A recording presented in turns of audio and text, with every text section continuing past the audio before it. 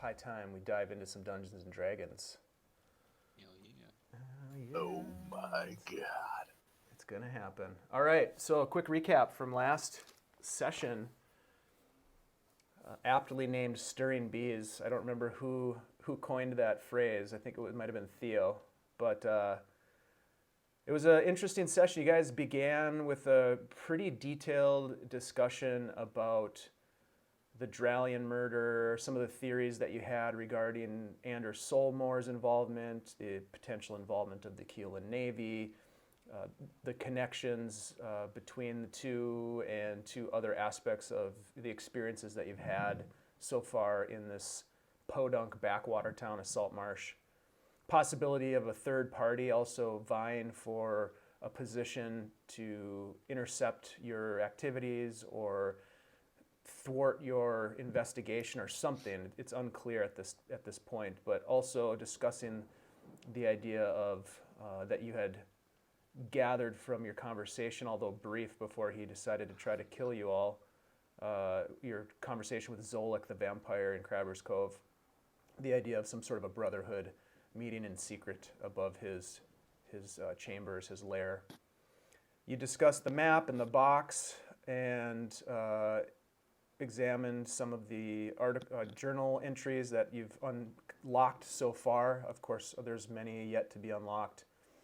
You talked about your plans moving forward, and eventually, having arrived in port, you made your way to the council chambers where you collected your reward, 700 gold pieces from the Keelan Navy, plus an extra 300 gold gathered together by members of the Saltmarsh community, and a strange gift of a peculiar tan bag, a bag of tricks, as it were, that was gifted to you by Eleander and the town council with the warning, please do not use this in the town of Saltmarsh. We'll see what happens. You set off to check in on the ballista that you had ordered from the Carpenters Guild Hall, and they had not yet finished it, but said that they would be delivering it the next morning. After that, you made your way to the Hool Watch Tower.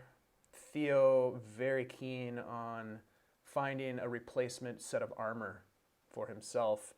Not having any luck there, but you were able to gather a bit of information that led you to the Quartermasters of Ayuz, a place that Theo had warned you against going to, but then in a strange change of perspective decided that that was the best course of action. You rapped on the door of this strange mansion building on the western edge of Saltmarsh atop a high hill overlooking the Bay of Javan.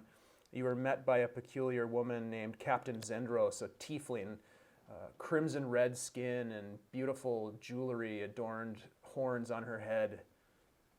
She welcomed you into the chamber and you had a conversation with her about the possibility of procuring items, which she said that she and her agents were extremely efficient with. Having paid a retainer of 50 gold, Theo, she has presumably set her agents to work searching for a breastplate for you. Strangely enough, while you were visiting and having a conversation with Captain Zendros, your hill dwarf friend, Irin Coalbiter, had a strange outburst, having somehow imagined, seen, hallucinated the visage of his brother, his long-lost brother, Kuda, calling out in a quite eruptive way. He was ushered out of the room by Rhunar to be calmed before finally returning. Captain Zendros presented you with a couple of additional items that she had in stock, one of which you purchased being a sentinel shield, which I think was purchased by Byron. Having left the Quartermasters of Ayuz, you had a conversation about a strange tower, also on that same side of town in that neighborhood of Saltmarsh, owned by a wizard you found by the name of Keladek.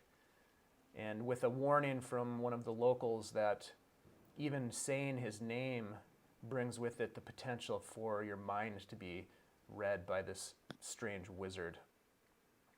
You made your way to the Wicker Goat, where you had a dinner date with the Keelan Navy. You had dinner with specifically Myler Orvid, the first mate of the Myrmidon, along with his Captain Tote, Captain Fleming of the Bannockburn, and his Lieutenant Jaelus Venn. Eleander Fireborn joined you to round out the dinner, which was one of the best meals that the four of you have had in a long, long time, probably since, well, at least since Byron and Theo have last been in Gradzul. It was an amazing dinner. You had many drinks. You had a tense conversation after the dinner with Captain Tote, discussing a bit of your ideas regarding the Keelan Navy's activities in the region and how they may or may not be connected to Dralian's former activities before he was murdered. It was a little tense, and eventually it seemed to end on a note of a common sense of non-hostility, although Theo, having sort of, I guess, diffused the comments that Byron had made about getting Myler ridiculously drunk and taking advantage of him. You dropped a little hint at your understanding of lost artifacts, and that got a little bit of a rise out of Myler. Eventually, you made your way back down into what would be considered sort of the downtown area of Saltmarsh, where you visited the Snapping Line, getting there just in time to have a few additional drinks with the hopes that maybe you could flush out members of this supposed third party that have been asking about your group. After a couple of additional drinks and a road beer that you were sent home with, you made your way finally back to the Good Buddy and fell asleep, passed out, whatever you'd like to call it, having woken up the next day. Some of you with a relatively significant hangover, some of you not. And it is there that we pick up tonight's session on the deck of the Good Buddy, the sun having well risen over Saltmarsh, and the day is yours, fellas. What time were we kind of to expect the ceremony? You would remember that it was scheduled to be relatively midday, a little bit after midday, and that there would be a message sent for you with additional details. Eleander was going to send word to the ship for you about the details of that. Still, Theo's going to take the time to make sure he's spruced up and, relatively, bathed and, well, not clean shaven, but not nearly as scruffy as normal. You probably end up looking a lot better, a lot more put together than pretty much everybody else on the ship at this point.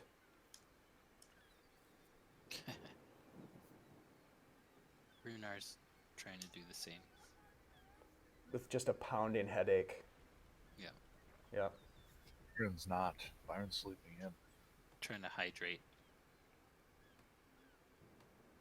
Any sign of that ballista showing up? Yeah, roll a perception check. All right. Let's get into it.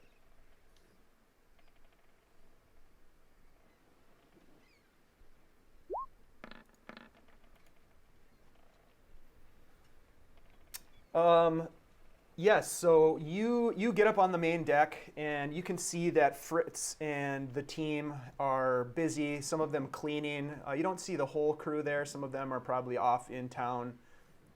Typically on shore leave, a couple people will stay behind to work on the ship while others take time off. But you see that the crew is busy painting, washing, scrubbing, mending, doing all sorts of work that is required to maintain a ship. At this point, you don't see anything regarding the ballista, but when Fritz sees you emerge from your quarters, he walks over to you. Yeah, Captain, I've got this note here from the captain of the guard. Here you go, sir. Thank you. Keep an eye out for the Carpenter's Guild. They're supposed to deliver our ballista today. Aye, Captain. Thank you. He gets back to work, and you open the letter, and you can see it's a letter from Eliander saying 2 p.m. at the town council. Basically, giving you the details on where and when the ceremony will be held. Okay.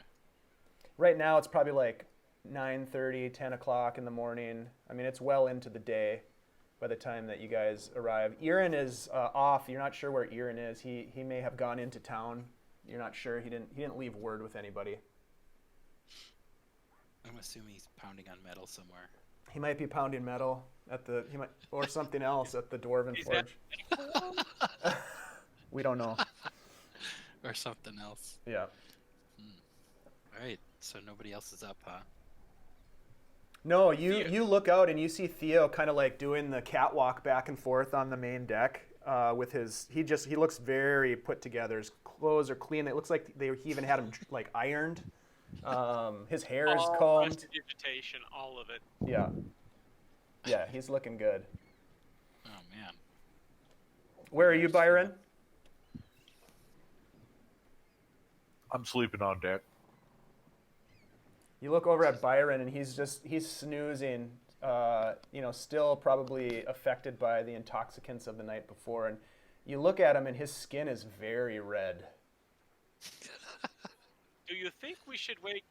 Just hold on. And Theo's going to start kind of moving him towards something shaded, if at all possible. I mean, I'll be kind of like half awake, half asleep. I'll let him move me around though. Okay. Are his quarters, Byron? Are your quarters in the quartermaster area? Or are they in the back with us? I think I'm sharing with someone. What's that? No, Irin and Theo were sharing, so you have one of the solo quarters on the aft castle. Here, let's do this. I'll drop you guys over to this map so you can see where you guys are at, just to give you a visual. Oh yeah. So Byron and Theo, this is on the main deck, so it's just underneath the poop deck, but it's accessed off of the main deck. You guys there's a door here to Rhunar's room and a door here to Byron's room. Okay. And then Theo and Irin are over in this room here, next door to Fritz here. And then the rest of the crew is up in this section here, next in front of the cargo hold. Yeah, in the 4 section. Yep. Yeah. There we go. There's this like common area up here. Yep. Okay. Yep. And it's crowded. You've got 6 crew members that came with the ship. You've got Emil Alphonse, your chef. You've got Sales. So it's getting a little crowded aboard the ship. It's not an enormously large ship at this point. Yeah. Is Sales staying with Byron? Or down with Theo? I don't think she's staying with Byron. I think she's actually with I definitely the crew. don't think she'd stay with me. Oh, is she in the crew quarters? You know what? We're gonna say is that this room here, number 7, which was sort of a lounge area, has been converted into her room. She has her own room as the only woman aboard the ship. I imagine she has a room mostly because she took it over and stabbed anyone who's telling Yeah, she laid her claim to that room very quickly when she saw no one was using it. So yeah, that's her room there in number 7. All right. A couple minutes pass, half hour, 45 minutes. Rhunar, you're sort of taking a lay of the land and talking to some of the crew members, drinking water. Ballista when we get it. Yeah, exactly. Thinking about where you want to put the ballista. And right about that time, you see a cart pull up at the end of the dock, pulled by 2 horses. and there are a team of 3 men that hop out of the cart and they roll back a tarp that covers what appears to be some sort of a wooden contraption. You can assume at this point that your ballista has arrived. You see a tall half-orc woman, apparently the leader of this group, overseeing the unloading as the men begin to carry components of the ballista up to the boat and across the gangplank. And when they get on board, they're like, "Where do you want this set up?" And Fritz kind of looks over at you, Captain. I guess the best spot would probably be this foredeck spot, and we'll kind of reattach this little boat somewhere else. What do you think? I guess it'd be here. Or We probably want it on one of the raised sections for better arc of fire, so forecastle or aft castle. Probably That is what I would recommend as well, gentlemen. And with that, you see this tall half-orc woman walk up the gangplank, and she's got these high knee-high leather boots, sort of pantaloons above that, and then she's got this no-sleeved work shirt with a carpenter's apron, and she's got her hair pulled back in a tight ponytail, and she says, "You want the ballista to be as high up as possible, so you have the best range of attack." all right, so maybe we should put it. What do you guys think on the back section? I definitely think over the here. backside, yeah. I think that is where the I want it to be kind of bishop in the. wheel is, I want it to be kind of in the middle, so we can shoot in either direction, right where the ship's wheel would be. like in front of it. So this is the helm right here, where Kyle is. Yeah. I am going to recommend the forecastle so that perhaps we do not take a lucky hit to the same part of the ship and lose both the ballista and the helm. Will it fit in the forecastle? Like, I guess I don't. You know could how probably much of this- you could probably put it like over on the side here. Would it be able to shoot equally in both directions from there? Yeah, I mean, you're going to have more range of firing on this side because you can fire from the prow, all the way around. And if you're shooting to the port side from this angle right here, you're going to be blocked by the prow a little bit, and you're going to be blocked by this this contraption. I can't remember the name of this contraption, but It's like the windlass. it's yeah, right. It pulls up It the pulls anchor. up the anchor. Yeah. Yep. So you're a little bit limited on shooting off the port side, but you'd have a pretty good range of firing angles on the starboard side. Now, if we had it on the rear castle, because I'm suddenly realizing that this is a very literal interpretation, which I apologize for. Would the only problem we have if it's on the aft castle be with the helm? Yes, and the helm on this particular ship is not a big area. It's a pretty it doesn't take up a lot of space. So you'd have more of a range of firing angles on the aft. Yep, Never I mind, think you we should boys do it were on the right. back. I think we should do it on the back too. Yep, and I also Yeah. think because then you get 2 shots. Like your first shot, you're shooting at them as you're sailing towards them, and your second shot, you have feel like you have 100% visibility. You're shooting right over the back of the boat usually. Yeah, because like when you're steering anyway, this whole thing like straight into the mast, like you can't see there. So, like I don't think it's gonna really mess with navigation that much, but you might have people trying to shoot at you in this area, which may be an issue or not. I don't know. I mean, we're going to be shot at regardless. Yeah. I think it just matters is if we're able to shoot back, and we can shoot back in the back. And I mean,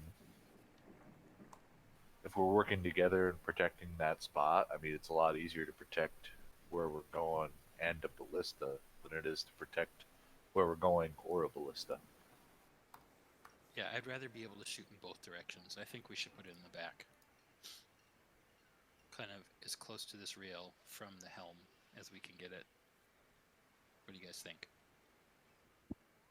I Agreed. think that's wise. Yep. All right. I think that is a reasonable location, Captain. We'll get started right away. Sounds good. Excellent. I will help them do that too. All right. So you jump in to help, and they're a little gruff about you getting in the way, but once they kind of see that you know how to use tools and whatnot, it's a little bit less of an infringement. But you watch as the three men and Byron begin assembling the contraption on the deck. The sturdy wooden components appear to be held together by iron plates and nails. The main stand has a slider on the top where you would load the bolts, and there's a pair of winches and a claw-shaped device that are affixed to the rear of the weapon used to ratchet the bowstring back to the armed firing position. The bowstring itself, as they get that fastened and attached, it's a coiled rope that's twisted around the bow arms. And then there's this really strange looking joint. And Byron, this is of interest to you. You haven't really seen this sort of carpentry before, but there is what they've been calling a universal joint on the main stand that serves as a pivot point that allows for a 150-degree range of lateral movement and the ability to raise and lower the firing angle by 10 degrees, give or take. Oh damn. Yeah, it's a pretty nice. It's well built. You get the sense that this woman, the master carpenter who is building this half-orc female, is quite a artisan. Oh damn. I'm gonna take a moment and just openly and like obviously admire the craftsmanship of this thing. She watches you sort of doing that, and she says, "It's nice to meet someone who has an eye for fine woodworking." This is fine is such a humble way of putting it. This is truly a remarkable piece of craftsmanship. I'm astounded to know that it is on our boat. Ah, well, thank you. This is a version of the ballista that I've been working on for some time. She reaches out her hand and she says, "My name is Garla Grimm, Miss Garla Grimm." Graham. Oh. It's a pleasure to meet you. It's a pleasure to meet you as well. She's Tell a me, rather handsome half-orc woman. She has the sort of deep green skin, no blemishes on her face other than the fact that she's got these two large teeth that protrude out of her mouth from her lower jaw.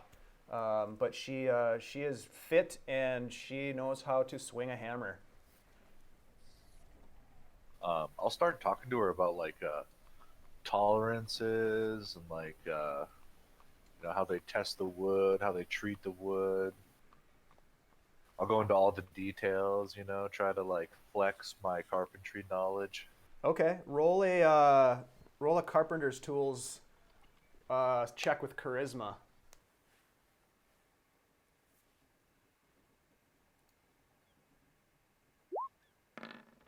Oh yeah, she gets the sense that you know your way around the workshop, so to speak. You know how to use the tools, and she likes the way you're talking to her about her equipment.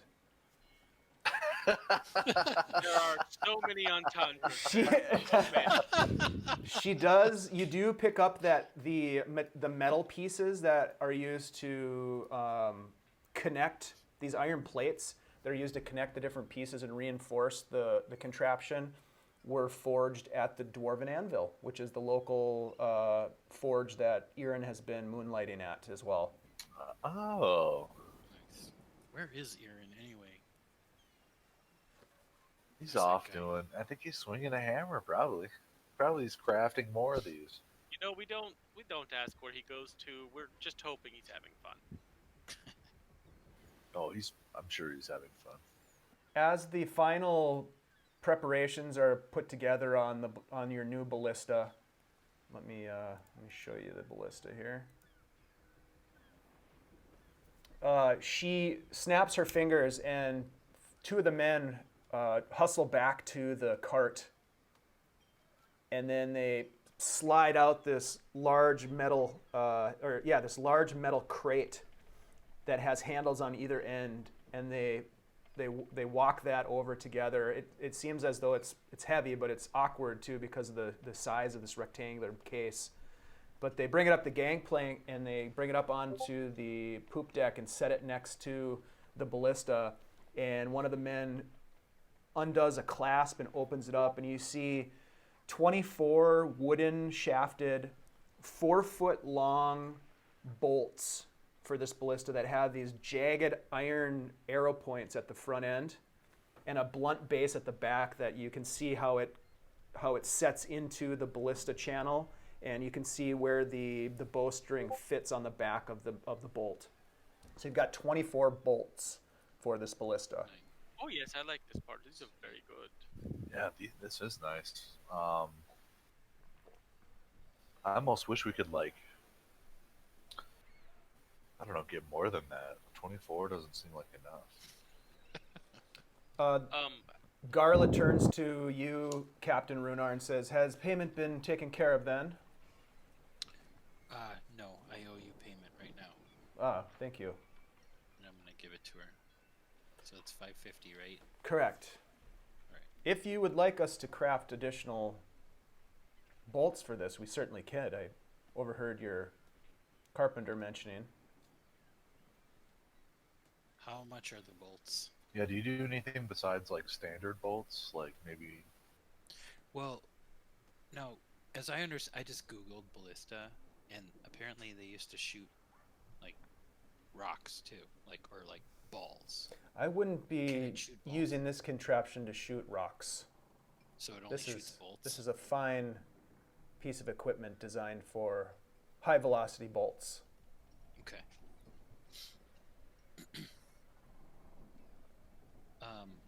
What's Google? Oh, it's just an expression.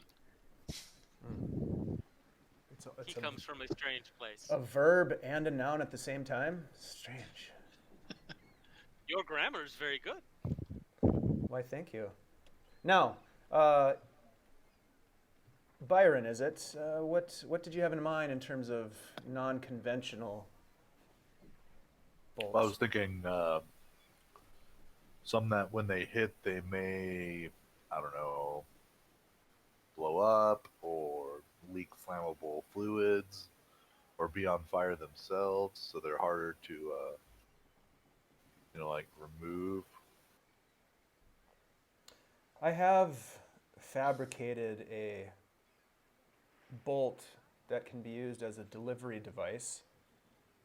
It has a metal cage that is wrapped around the main shaft of the bolt.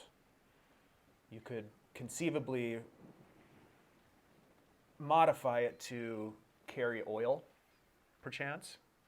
Oh, sweet, yeah. The Yeah, we want a few ignition of those. that might be tricky, but potentially if you were to design a wick of some kind, I can see it's possible. It might take me some time, but I'd be happy to put together some design for you if you'd want to come over and take a look at it. I think that's a lovely idea. Yeah, Theo was about to step in until that last sentence about come by and look at it, and then he just turns around and steps right back away. Wink. Yep, drop wink, some plans. nut. I'll send one of our runners to gather you when I'm ready with some plans that I feel comfortable showing you. Okay, and do hurry. This is, I don't want to wait till next week. Well, with all due respect, the Good Buddy is not the only ship that I'm working on right now. So I there was are unaware there were so many ships that you were working on. Theo just leaned over to Rhunar and is like, he does really well, and then he starts talking and it all falls Yeah. apart. Yeah. she turns to you and sort of cocks her head side and says, "I'll let you know when I've got some plans ready." How does that sound? All right, sweet. I'll drop some of my own and we'll compare. Very well. Gentlemen, enjoy your new toy. and she and her crew Thank you. head back off the boat, down the gangplank, Thank you, miss. and down to their cart, carrying your 550 gold with them. So go ahead and mark that off your sheet if you haven't already. Yeah, I got it. And then mark down that you have 24 standard bolts, ballista bolts.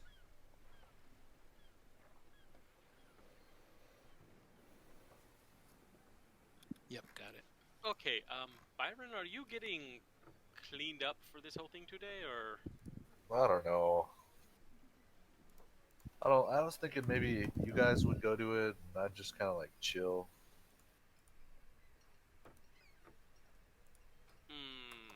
No. I'll chill from a you see, distance, in the shadows, we and have to see go if through anyone this, tries to ambush you. you have to go through this. It's a No. But I key mean, hear me exercise. out. If this is a trap, And Theo just starts cleaning up his clothing using the power of magic. god damn it! Well, that might gonna actually start, be a good idea. Grabbing tar and stuff and like smearing it on my freshly cleaned clothes. You can't clean me. If there is somebody in town looking for us, I It'll imagine- be easier to spot them from Hack us among them. in the middle of a public ceremony. No, I Yeah, don't think they would either, but they might You never know. set people to follow us and stuff. Theo just looks between the two and goes, okay, I tried. Irin, can you believe these two? I mean, if he doesn't want to be up there, he does. Sadly, If he yes. doesn't want to go accept the award, he doesn't have to. None of us want to accept the award. So right about this time, you see Irin returning, walking down the dock, returning to the ship. Hey, where you been? Oh, out and about. Forge Banging on stuff. some metal. Yes, putting the hammer down. There you go. Good to hear. We just got our ballista, Nice. and Where are we mounted? Where are we mounted? we're gonna put it in the back, in front of the helm. Because we had to put it on either the front or the back of the boat because of how elevated it would be. And you didn't want to put it on the front? No, because we wouldn't have been able to get either side. The prow blocks line of sight. Yeah.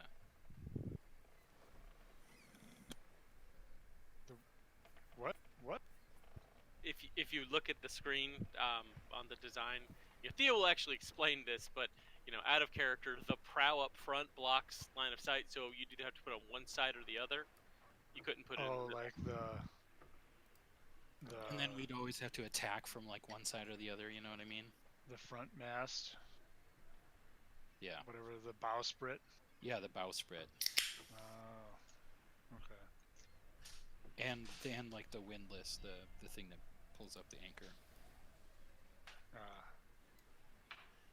Fair enough.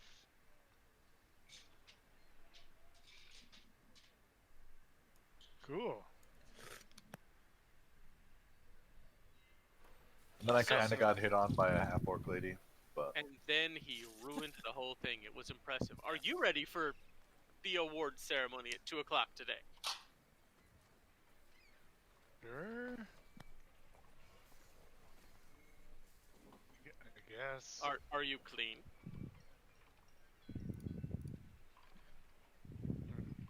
As clean as I normally am. Do you have? Is your beard freshly braided?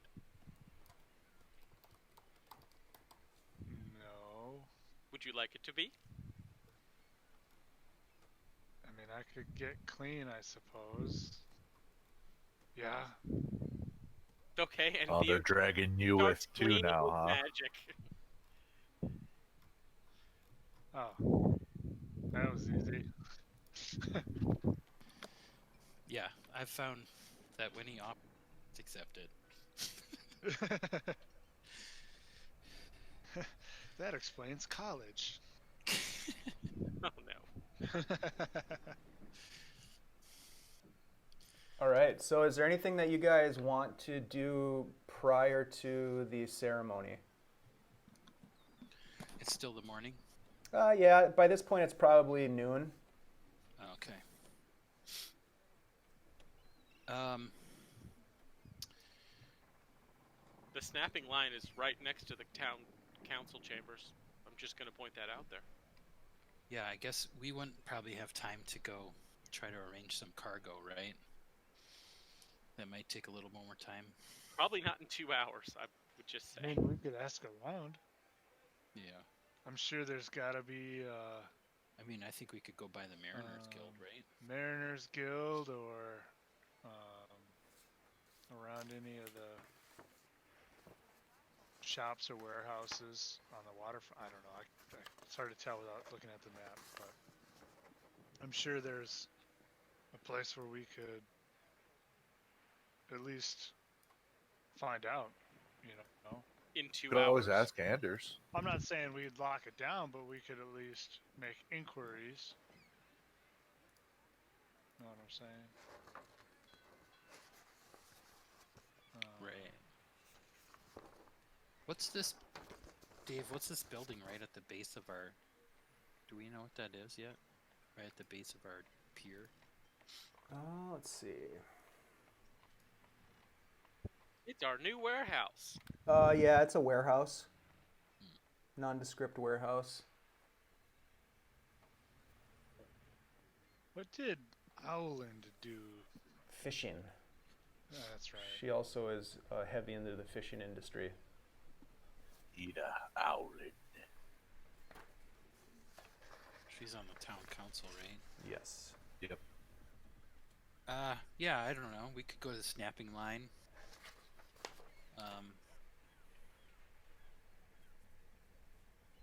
I guess we're pretty much open unless we want to try to figure out.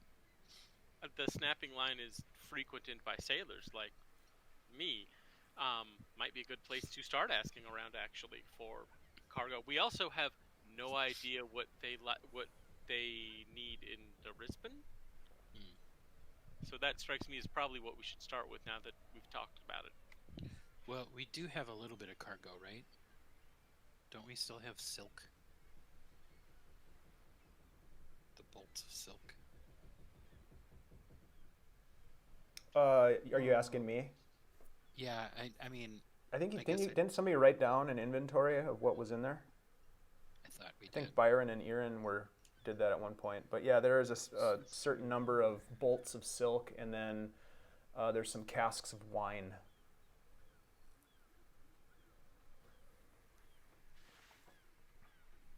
I just have inventory of cargo, or I have inventory of cargo taken.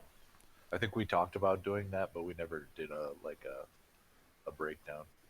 Yeah, I have chest in cabin, 50 gold pieces, scroll, lockbox, desk, brass box, crate of high quality mining supplies. What date was that? Gained a merchant yacht. I don't date this stuff, but it's about a page up from where I am now. Which doesn't mean anything. Yeah, that doesn't help was anybody. Probably, no. That was what? You guys aren't sure 5 exactly sessions ago? what you have in terms of the value. None of you are. Because we merchants. gave. Okay, Did we give some of it back? I wrote it down. Ship cargo 917. We had 25 silk, 27 barrels of wine. There you go. I'm glad I take notes. 20. How 25 much silk? like bolts. 25 whatever, like, bolts of silk. Silk. Yeah, Nice. 25 bolts of silk and 27 barrels of wine. Yeah. So that's some cargo that we Yeah, could possibly sell. I guess we somewhere. really just gotta ask around town and find out what they need in the next port, just like you do on Sid Meier's Pirates. Hey, what's selling good over there? Yeah. So we should probably also figure out a direction we want to head, or if there's some more business in town we'd want to take care of first. Had we decided, or were we gonna head east, wherever the fuck directions are, to Gradzul? Or We were haven't made that gonna- decision yet. We haven't. Okay. I think it's technically north, but I don't know. Gradzul is north. Yeah. But you have to go east first to get out of the Bay of Javon. It's both. It is both Gotcha. north and. It is east. northeast, in fact, of where we are. Oh, sorry. No, I was just gonna say, we could just chill until the ceremony and see if something happens at the ceremony. Yeah. Yeah. I'm gonna find the guys and I'm gonna tell them to like start to just go to where we're gonna be having this meeting and just stake it out. Look for suspicious, shady characters going into buildings, doing weird things. All right. Easy enough. Well, let's hold on. Let's see if they're even on the ship. Send a couple guys. I don't know. I think it's probably not a bad idea to. I don't know. Find someplace to ask around town to. Yeah, they're on the ship. There's five of your crew members are on the ship right now, and two of them are the guys. Yep, so I'm gonna send both the guys. I'm gonna be like, guys, I need you to go. We're having this award ceremony. I want you to just go there and pretend you're just somebody who wants to witness it. But I want you to just keep your eyes out for any people who look like they're doing things they shouldn't be doing. You mean like us? No, you won't be Should be doing easy anything you're not enough. supposed to be doing. Should be easy enough. Because you're supposed to be doing what I tell you to do. Hey, Byron, if you don't want to go accept the award, you could hang out in the crowd. And That's kind of what I was thinking too. see if I something, would just hide. as a precaution, just in case something goes down. I don't know if we Yep. really have cause to think something will go down, but Well, I mean, there's people looking for me around town. I do know that, so I'm just not going to show up any place where they're looking for me, Because And you if they don't know I'm think they're- hanging out with you, So, you're much more stealthy when you're not hanging out with me. yeah. Someone so just said, be "Didn't sure even when you get exist before attacked, you." when you're separated from us in the crowd where everyone in town is that will provide a great cover to grab you, that you try and signal us, okay? Yeah, but he's stealthy, Yeah. He can blend in. Yeah, I'll Is just he, though? disappear before his very eyes. Just You know? fade away into a shadow. He's a shady guy, he can he Yeah. does those. Just be sure to signal us. So here's the question, Dave. What's the signal? Dave, have we noticed in our whatever time that we have spent in the weekly market, is there any kind of notice board that might be around?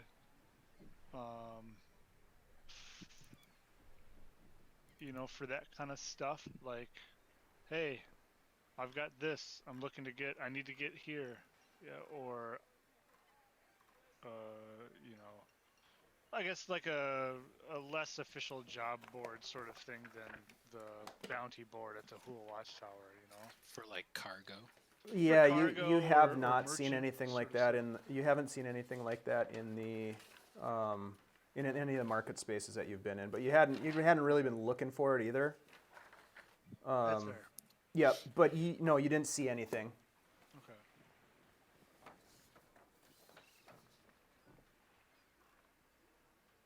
All right, let's just go to the thing. Let's get this over with. Just skip to the end. Yeah. Skip to the I end. don't- Is this nobody a else is- kissing part? Nobody Just skip is. to the end. if unless anybody wants to go do something specific in town, which I can't think of right now. Nope, say we I am just- here to go to the ceremony. All right. Yeah. I think we should just fast forward to the ceremony then. Okay. I'm down with that. All right, I'll be in the crowd then. Yeah. I agree.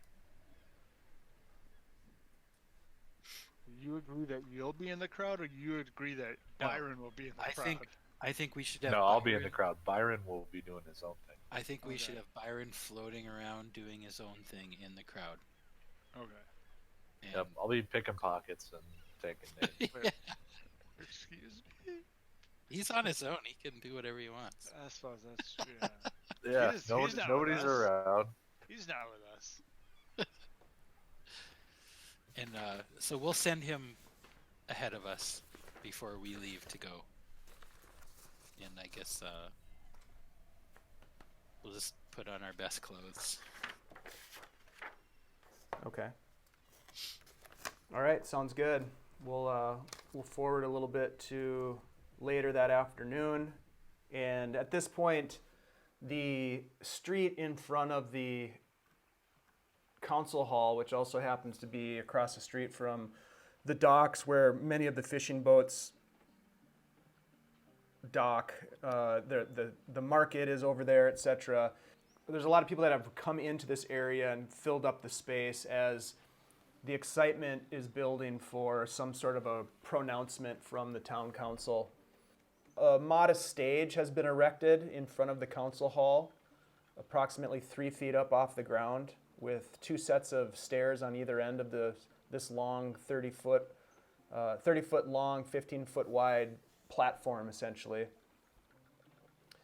And as you enter into the streets, the courtyard in front of the council hall, you can see up on the stage members of the town council seem to be having a conversation. You see Eleander Fireborn, Ada Owland, and Manistred Copperlocks are currently up on the stage. Looks like they're probably discussing final preparations, etc., as there's still a little bit of time before the actual ceremony is set to begin.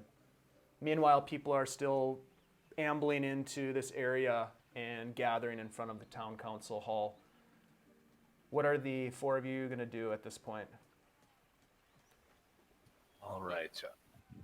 Well, as Byron, I'm going to look for the tallest building nearby that's across from the council area. Okay. There's a large mansion right across the street. I probably don't want to climb that. Does there any other like that look more like a public building? No, many of these buildings look to be workshops or fish processing areas. There's some storage buildings. Yeah, I'll climb a storage building Okay. nearby. All right. And then I'll just go on to Overwatch mode. So I'll stick my head down, try and blend into the, since I'm up high, nobody's gonna be like looking for me up here. So I'll try and stealth up there, and I'll just try and keep my eyes on the crowd for anyone who looks shady or dangerous. Okay.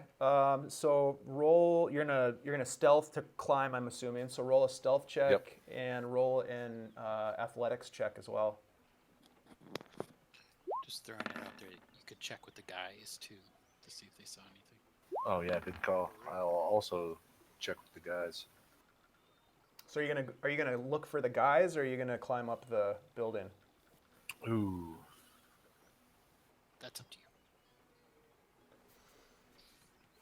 You know what? I'm gonna climb the. Yeah, climb the you're building up the to look building. for the guys. Yep, you're up on top of the building. It's harder to climb than you expected, but it takes you a little bit of time. You finally get to the rooftop, and you don't get the sense that anybody has seen you. You've got the hood up on your magical cloak, and you get up top and you look out over the crowd. There's probably, you estimate, somewhere between 20 and 30 people that have gathered so far. Roll a perception check.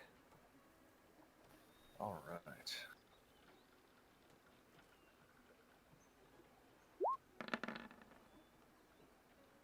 Woo! Yeah, you Yeah, buddy. pick out the guys pretty easily. They're sort of hands in their pockets, trying to do their best to be like spies as they just sort of amble around in between the people. But you easily pick them out of the crowd. They just keep kind of walking back and forth. Yeah, you know what? I'm just gonna watch them and laugh to myself. All right. While also surveying everything else. Yeah, at one point you see that other fucking guy pick his nose and flick it into the bushes, and eventually they kind of walk over and have a chat with each other. and that other guy says something funny. They both laugh for a second, and then they kind of amble off in their own directions. It appears as though they're doing what you asked them to do. Nice, they learned their lesson. What are the rest of you doing? Well, now that Byron's in a position where he'd see my army of the undead coming beneath the waves as they come in, I'm going to have to redo my plans. So I guess Theo's just going to suggest going up on stage and seeing where the town council wants us. Yeah, we'll just go up to see where Fireborn thinks we should go. Oh, okay, sure. So the three of you walk up to Fireborn, and he looks to be a little frustrated and frazzled, but when he sees you come, he says, gentlemen, Rhunar, Irin, Theo, where's Byron? Is he not joining us? No. No, he's not joining us. He'll be along eventually, but he might be a little delayed. He's got some issues with the boat to take care of. Well, I hope everything's okay with that. Listen, we're going to get started here in just a couple of minutes. I've got some space over here for the three of you to stand. You'll be standing on this end of the stage. You really don't need to do anything except stand there, smile, nod maybe during some of the presentation. Gellin Primewater is going to be the MC, as he tends to thoroughly enjoy doing. So I don't know. That's about it. This should be pretty quick. I'm sorry, guys. I've got to take care of a couple of last-minute things. If you'll excuse me for a minute. And he heads off, and he has a quick conversation with Manistrid Copperlocks, who then comes over and walks up to you guys and says, "Well, gentlemen, good to see you showed up. Thanks again for all the great things you've done for our community. This is a well-deserved honor." We are just here to look pretty, especially Rhunar. Well, you do a nice job of it too, don't you? She gives you a little wink, Theo. Well, we do what we can. And she says, "Well, we're just about almost ready to get started. So if you'll excuse me, gentlemen, I've got a couple things quickly to gather. I've got to find Edda and Solmor and get them up here. So pardon me for a couple of minutes." And she heads off, and she walks down the other side of the stage. And at this point, it's just the three of you standing up there. And you get the sense all of a sudden that, like, you guys are up in front of all these people that have just walked into this courtyard, and they're all kind of having conversations and talking, but all of their conversations kind of fade as you get this sort of like this sense that you're the center of attention. All eyes are on you. Theo will just he'll just wink to Rhunar and Irin, take half a step forward. Use prestidigitation. He makes just a little glowing ball in one hand, and then he makes another glowing ball in his second hand, and he starts juggling them, and he just adds a third one, and just starts changing the effects as he goes. So occasionally they're on fire, or occasionally it's actually a bunch of little feathers that fly in the air and fall back down, and he's just gonna have fun with that for a couple of minutes till something else happens. Okay, roll a performance check.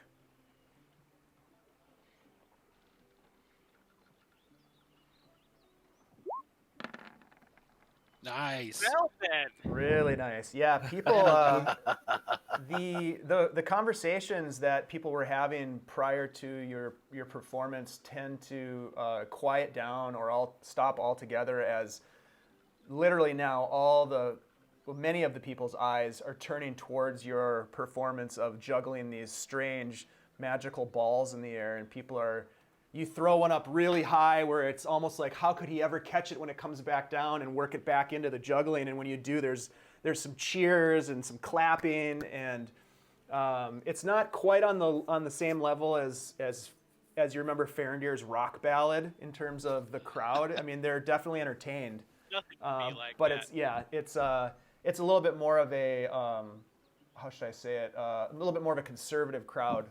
But they clap politely, and you get oohs and ahs and all that kind of stuff, and it's a very nice performance. Eventually, you start to see some people walking up onto stage, you see Gellin Primewater, and the four of you thought that Theo was dolled up for this event.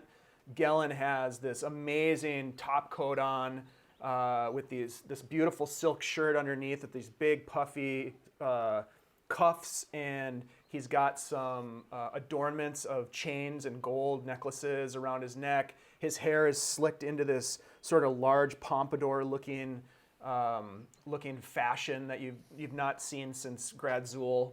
He seems to be sort of up on the latest fashions from the bigger cities to the north. And he looks really good. He looks like a peacock on stage, kind of prancing around, having conversations. He comes over to the three of you and bows and says, "Thank you so much for being in attendance, gentlemen. Your efforts in Saltmarsh have been well received." You see Eleander Fireborn returns. He, again, is also dressed in his finest dress uniform. You see Ada Owland comes in. What's that? I gotta restart my computer. It's being really fucky right now. Okay, Sorry. go ahead. So I'll be back. You see Ada Owland come in with her long, she has long curly hair. Usually she has it pulled back in a tight bun, but she's kind of letting it flow over her shoulders. She's got it's really nice gray color. She's a little bit older.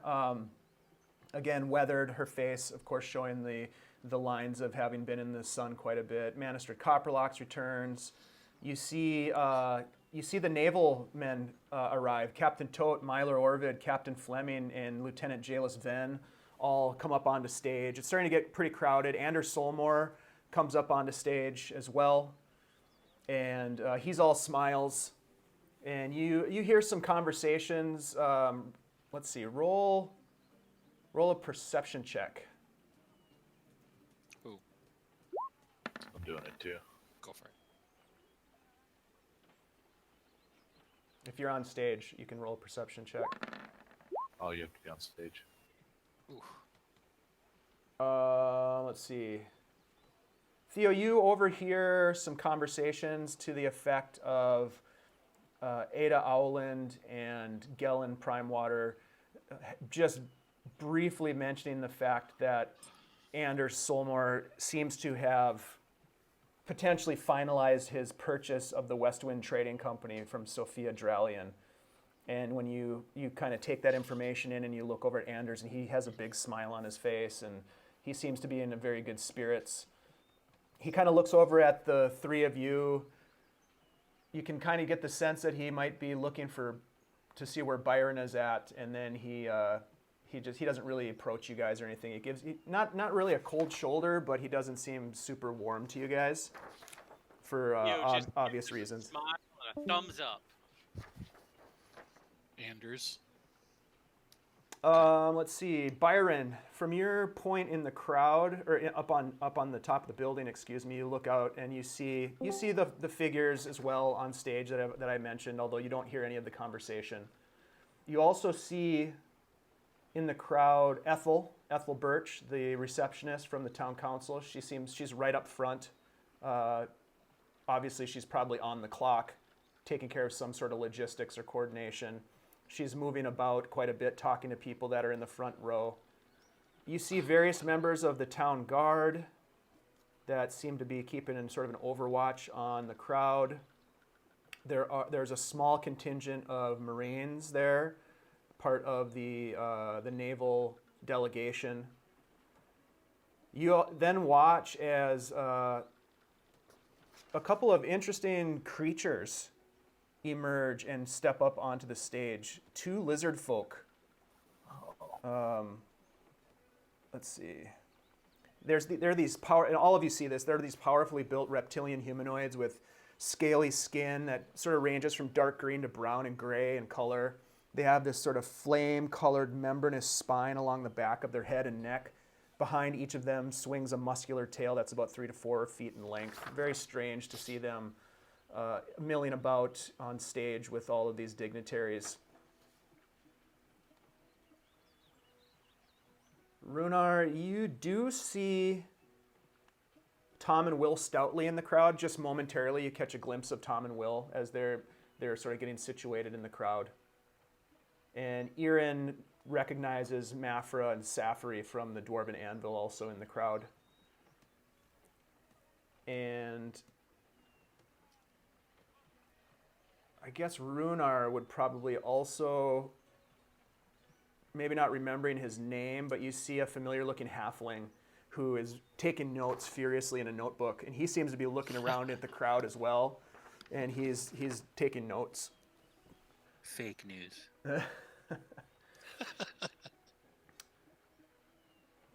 Yeah. Eventually you see the Gellin step up in front of everybody. He kind of looks behind him, and he tries to get everybody's attention, everybody that's on stage in terms of the naval delegation, the three of you, the lizard folk, and the rest of the town council, because they're all kind of having little side conversations, and they all quiet down. And then he starts with his presentation, and he says, "Good people of Saltmarsh, we've gathered here today to give thanks to our benevolent monarch, King Kimbertos Scoti, for deploying his royal navy to protect our small community. I would like to follow that up by recognizing the Navy and its leaders, including Captains Todt and Fleming here," and he gestures over to them, "for everything that they've done to keep us safe from the Sawajan threat to our west. It's also important to highlight the unique alliance that we've formed during these past 3 weeks with our neighbors from the marshes and the sea." And he puts his hand up in the air, gesturing like behind the crowd. And he says, "To Irin and the merfolk of Javan." And your eyes kind of follow his gesture, and the people of the crowd turn around. And in this little channel on the other side of the market, you see a merfolk delegation that is just kind of treading water in the estuary of the Kingfisher River.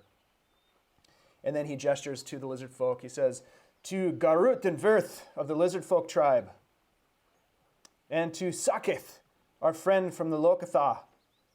And you also see this little fish creature that you didn't notice before. He's rather short, but he's got these fine olive green scales covering his body, very fish-like in appearance. Fish-like head, large white eyes, small fins where his ears should be, and a prominent dorsal fin. He says, Gellin continues, "Thank you all for your role in rooting out the Sawajan threat. May we all remember this day and strive for peace amongst our peoples." And he pauses there, and the crowd claps. Everybody starts clapping, and there's a couple of hoots and hollers.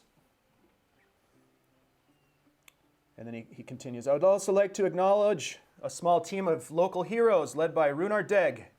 He gestures over to the three of you, "who have proven their commitment to protecting our community time and time again, from dismantling local smuggling rings that have brought crime and vice to Saltmarsh, to eliminating ruthless pirates who have plagued our merchant vessels and hindered our growth as a center of commerce in the kingdom. We thank you, sir." And he kind of bows towards you. And the crowd goes crazy, and you hear a couple shouts from the crowd, "Yeah, he's also the champion of the fight pit!" And people seem to, there seems to be quite a bit of applause for that statement and honor towards you. I'm just like waving to the crowds. Yeah. Big smile. Thank you. After the clapping and cheering subsides a little bit, Gellin continues, "We can never repay our debt to the men and women or to their families, the men and women that we've lost, but we must do what we can with all that we have to live our lives in a way that pays tribute to their memory. That begins but does not end by gathering here with heavy hearts to carve their names in stone so that all will know them and that their legacy will endure. It is my great honor to announce that the Saltmarsh Town Council has commissioned local artist Destin Clorsal to sculpt a monument to their memory. We are grateful to everyone who has sacrificed and persevered to enable the continuance of our community, and we will do what we can to honor those who have lived and died for our way of life. Thank you, and may Procan bless us with fair weather and a bountiful harvest. Now, let us celebrate." And the crowd just kind of goes crazy, and you see this man who has an apron on And he's got a tool belt around his waist. He's also up on stage. You didn't notice him before, but apparently this is the sculptor that he was mentioning. And the crowd kind of goes wild for a while, and then people realize that they have their life that they need to attend to, and they start to kind of fade away, and people go back to their work. About 20 or 30 minutes later, people have sort of dispersed quite a bit. The three of you are standing there. It was relatively painless. Yeah, that wasn't too bad. We were not killed. I'll take it. I like the idea of the monument. That's nice. It's a nice touch. Do you want to get your face on it? Is that what you're saying? No, I'm already famous enough. I don't need that. Yes, let us call it Jagmore. As you guys are having this conversation, a figure walks towards you. It is a tall man with gray hair, well-kept gray beard, glasses. Some of you might have recognized him as being the advisor to Anders Solmor. And he approaches you and says, "Well, what an honor to have you here, gentlemen, and a great amount of good you have done in our community. We thank you for that." And he bows towards you a little bit, like a half bow. He says, "Anders Solmor has requested your presence at the Solmor offices later this evening for a, how shall I put it, a clearing of the air. He apparently has some things that he would like to talk with you about. I agreed with him that it might be of import to have a conversation with you and have your grievances aired in a bit of a more conversational way." And then he looks around and he says, the one from Gradzul, he is not with you." Oh yes, he got delayed. He meant to be here, but there was some important business on the boat. He had Of to course. attend to. Of course. You are, after all, heroes of Saltmarsh, with much to do, I am sure. Nonetheless, if you would be so kind as to join us this evening at the offices, and he describes to you where they are. Yeah, we'd be happy to join you. course. What time did you say that was? Just after sundown would be appropriate. All right, Very well, Certainly. gentlemen. we'd be happy. And he does another half bow to you, and he kind of spins on his heel, and he walks away rather hurriedly, like he's got business to attend to. Tall guy. You don't think he's going to turn us into vampires, do you? I wonder if he's left-handed. I don't think he was that tall. He wasn't like 7 feet tall, was he? I mean, he was. You don't think he was kind of lanky? You know, kind of Well, tall. we can see what handed he is later. I got an idea. All right. So let's. What time is it now? Oh, it's probably 3 o'clock, 3:30, 4. Some late afternoon, early evening, something like that. A couple hours before you need to be, or that you would be dropping in at Solmor's estate. Mariners Guild? Yeah. Do you guys think we have time to drop by the Mariners Guild and see if they have some kind of, maybe they got some jobs? Well, they may also have some maps which we wanted, and they might know Yeah. things like what That's they true. want in Arisban. Yeah, let's Yeah. check it out. Let's go see if we can find some maps to Risbon. All right, let's head towards the Mariners Guild. I'll follow them, but I'll stay still the whole time. Oh yeah, Okay. I trust. Sorry, I was just gonna say I trust he saw him coming and saw him leave. Yeah, I mean, I'm assuming I witnessed all that too. Yeah, you would have seen that happen, but you Yep. probably wouldn't have heard any of the conversation. Nope, I have no idea what they said or anything. I'm just like playing Overwatch, basically. All right, you guys make your way to the Mariners Guild Hall and walk in, and there is a familiar face at a desk as you walk in. he stands up and says, gentlemen, what brings you in? Hello. How's it going? Is this one of the guys I recognize from like the previous Abbey Isle thing? Yeah, he was one of the guys that hired you.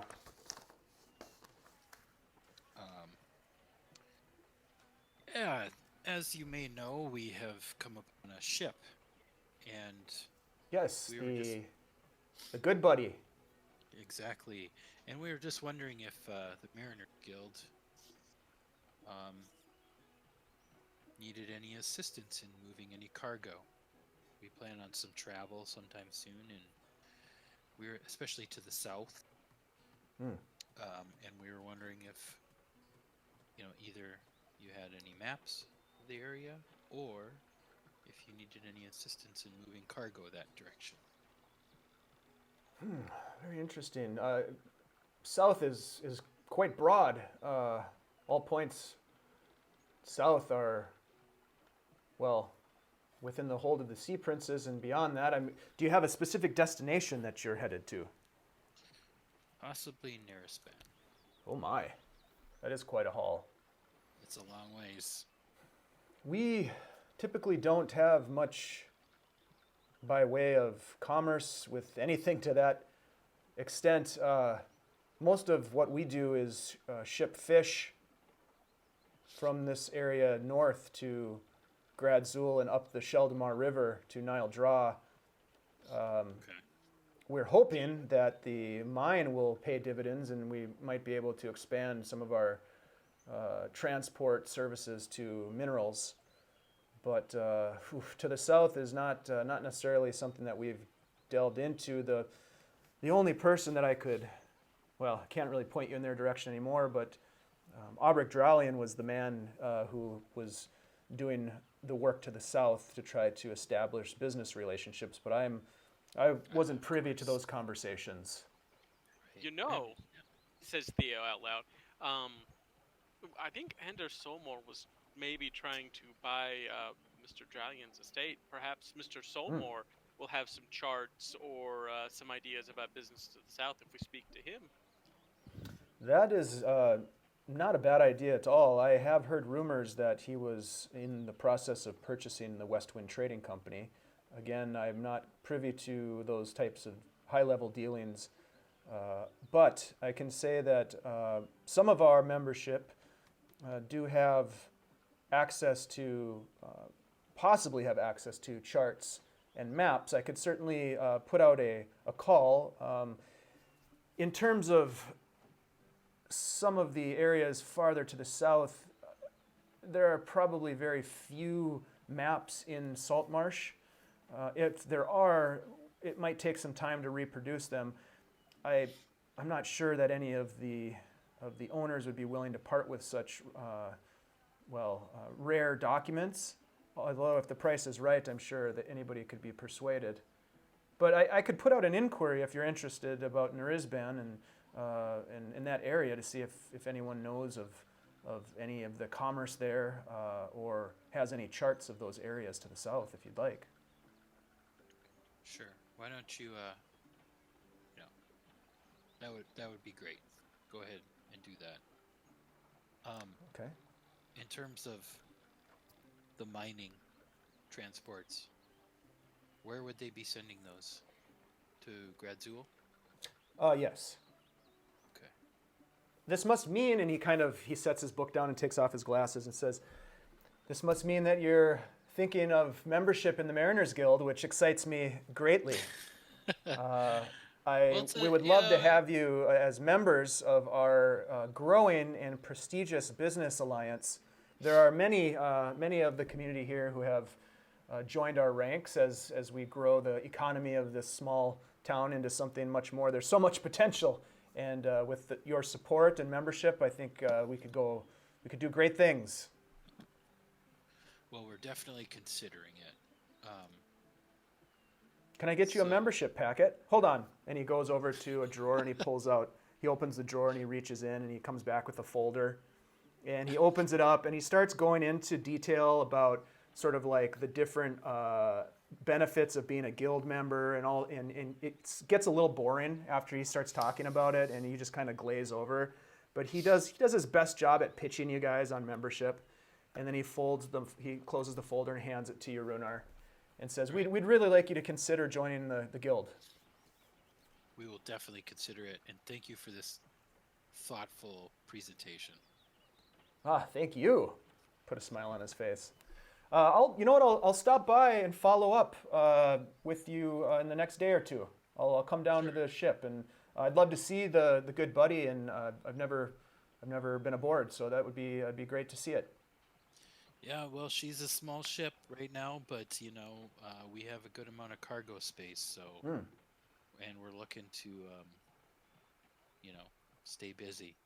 Well, the best way to stay busy is through good networking. Right. So, again, I'll encourage you to seriously consider joining the guild. I think it could be very profitable for you. All right, we will. Thank you. Very well, gentlemen.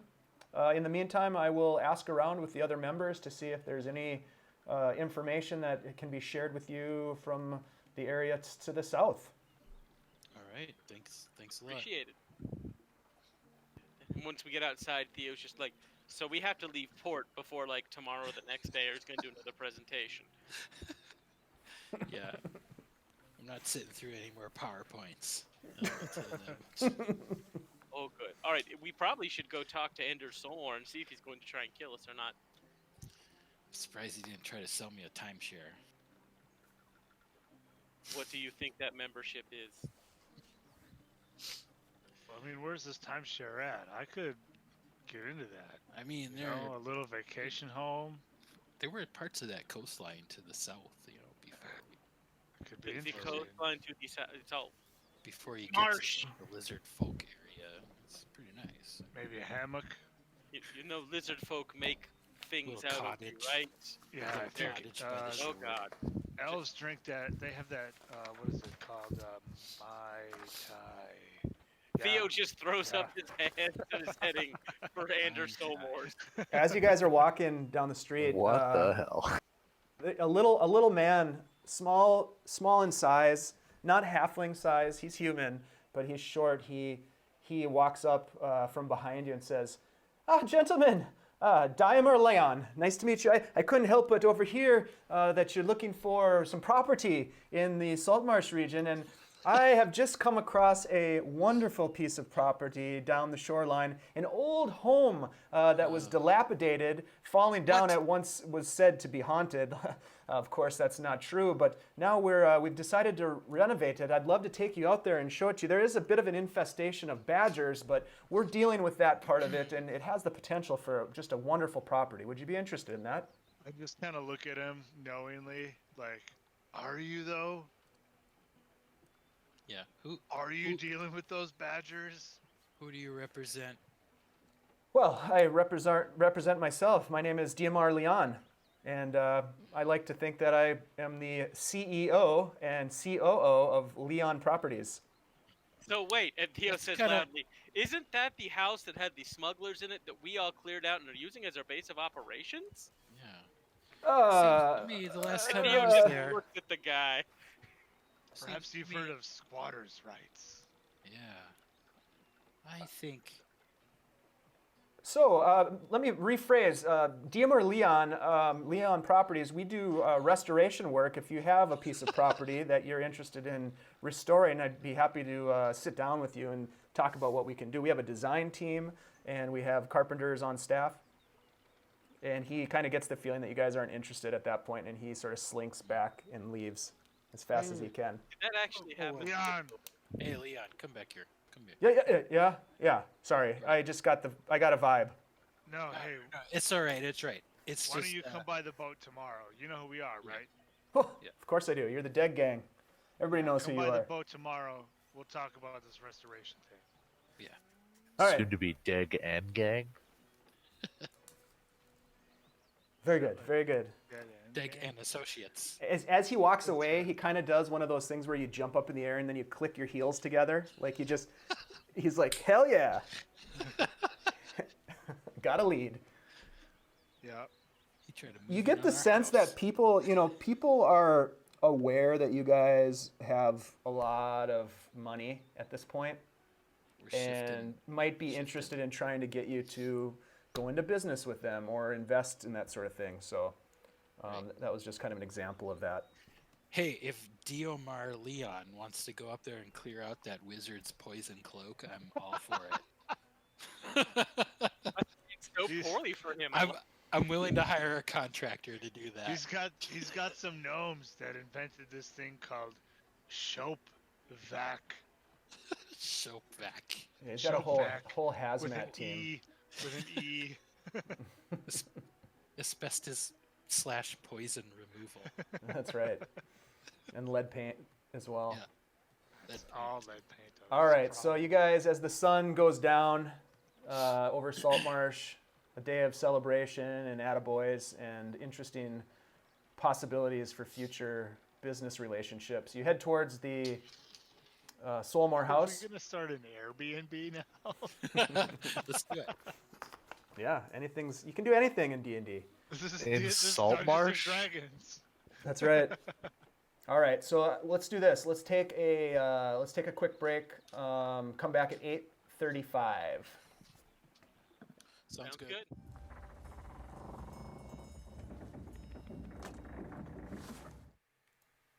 Welcome back. We are happy that you've returned here to Dungeons and Dragons. The Dungeons and the Dragons. We got everybody back? Yeah. Nice. Oh yeah. Okay. So as you walk up to the Solmor estate, there's this outbuilding that is like the offices for his operations. At one point, and I don't know if it was Irin and Rhunar, I think it might have been Irin and Rhunar who had gone to speak with Anders earlier in the campaign, and you had walked past this building, and there were a bunch of people looking at maps and taking care of logistics. You could tell that it was busy and it was a workspace. You walk up to that particular building. It sits on the south side of the Solmor estate, off of the main road, approximately. Let's see if I can give you a quick ping. It's like this. It's one of these buildings right here. Those are his outbuildings. And you walk up, and there are a couple of lanterns burning, illuminating the perimeter of this particular building. You also, everybody roll a perception check.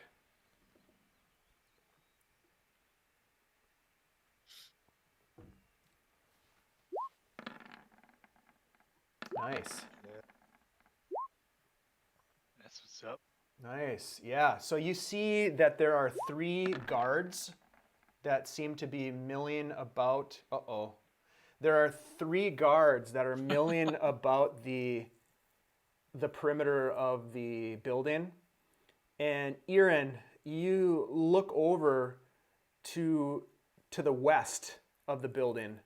Yeah. And in the shadows, you see your brother momentarily, and then he dips behind a tree.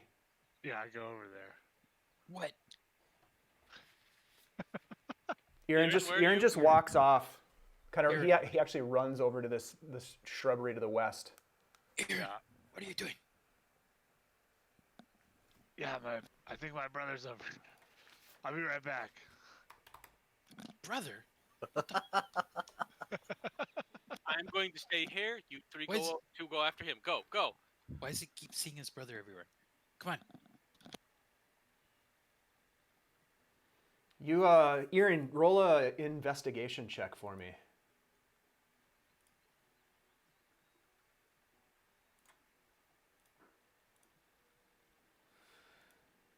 You don't find any tracks. You don't see any indication that there was anybody in this little area of greenery. But you hear a voice say, "Irin, help me, Where are you? I'm right here. help me." I didn't know you were like Byron. So sneaky. You're so sneaky. Where are you? Show yourself. And the three of you are watching this happen, and essentially what you're seeing is Irin is rummaging through these shrubs, and he's like kind of he's like destroying the landscaping around this building, looking for. You can hear him talking to himself. It sounds like he's having a conversation with himself. You know, I'm gonna step up next to like Rhunar and Theo, and I'm start rubbing my eyes. I'm gonna look again. Guys, do we need to Hold on. what do we need to do here? Well, Let's just- first things first. Let's just Theo give him a minute. mutters under his breath, and his eyes turn bright blue again, and he'll just detect magic in his line of sight, just in case. Over where Irin is at specifically? Yep. Yeah, you don't get a sense that there's any magic emanating from these bushes. And about this time, one guard walks up to the four of you, or the three of you, and another guard starts walking towards Irin. And the guard coming towards you guys says, what's going on, gentlemen? Do you have a meeting? What's your yes, purpose? We're here to see Mr. Solmor. Our friend is having a moment. Irin, and Theo just walks over and tries to get Irin.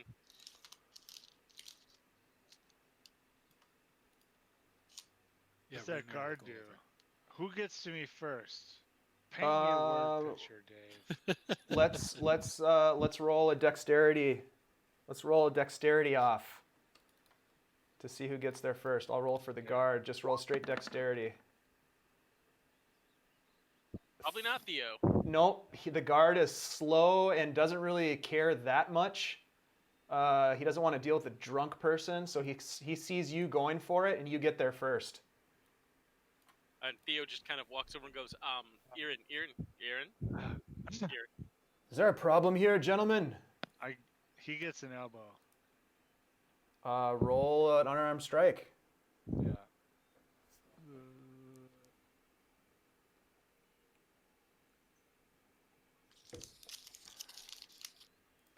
It's not good. Irin, what are you doing? This is so not like you. He parries your attack, your elbow, and kind of pushes you a little bit in the process, and says, shit. "That's unnecessary, gentlemen." Theo. Irin. Oh, hey. Hey. So- Sorry. No, it's okay. We are going to talk about this later. I understand Yeah. where you are, but not right now. Should we apologize to the nice guard? That isn't necessary. Try to keep your shit together, dwarf. Hey, Whoa. there's another dwarf in these bushes somewhere. Theo, Why don't you go find him? Irin, there's not, but again, we're going to talk about that in a minute, okay? Theo, I want you to roll a persuasion check. And a perception check. You get persuasion first. You I'm don't gonna need to roll a roll a persuasion. perception check. Irin You only needs need a validation. you don't need a perception check. There's nobody in the bushes.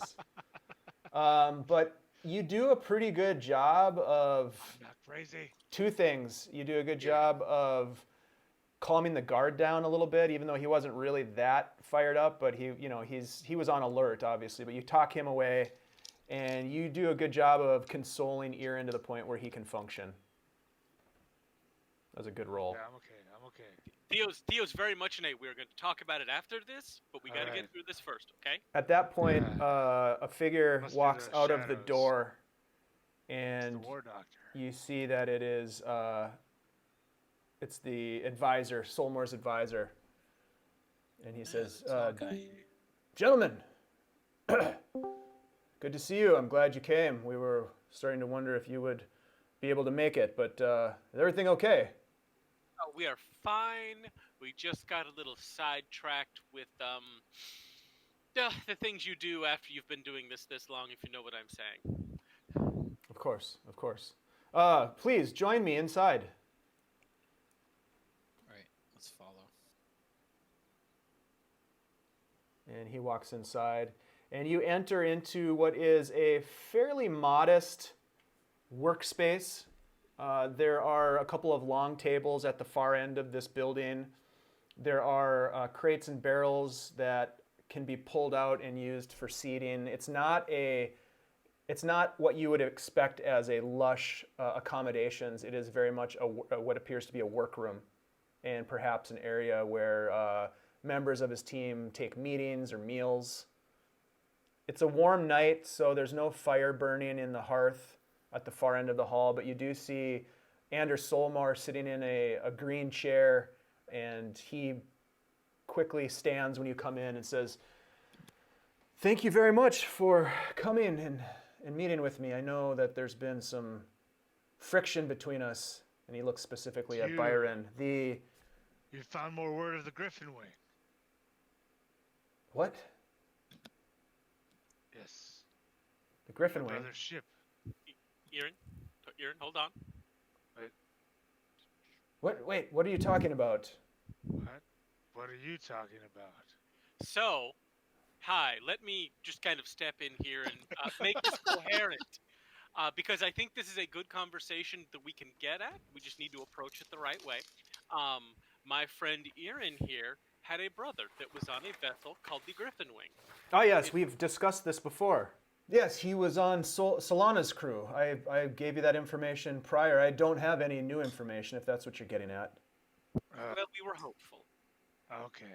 I apologize. Is everything okay? Scarin, please, drinks. I think it would help take the edge off, perhaps. Did you just call me Scarin? No, he called me Scarin, and he walks over to... oops, that's the candle. That's his guy. Yeah, Oh. he walks over and gets some drinks and Fair, brings them fair. back. Get that out of the way. He brings back a couple of glasses and hands them around and starts pouring.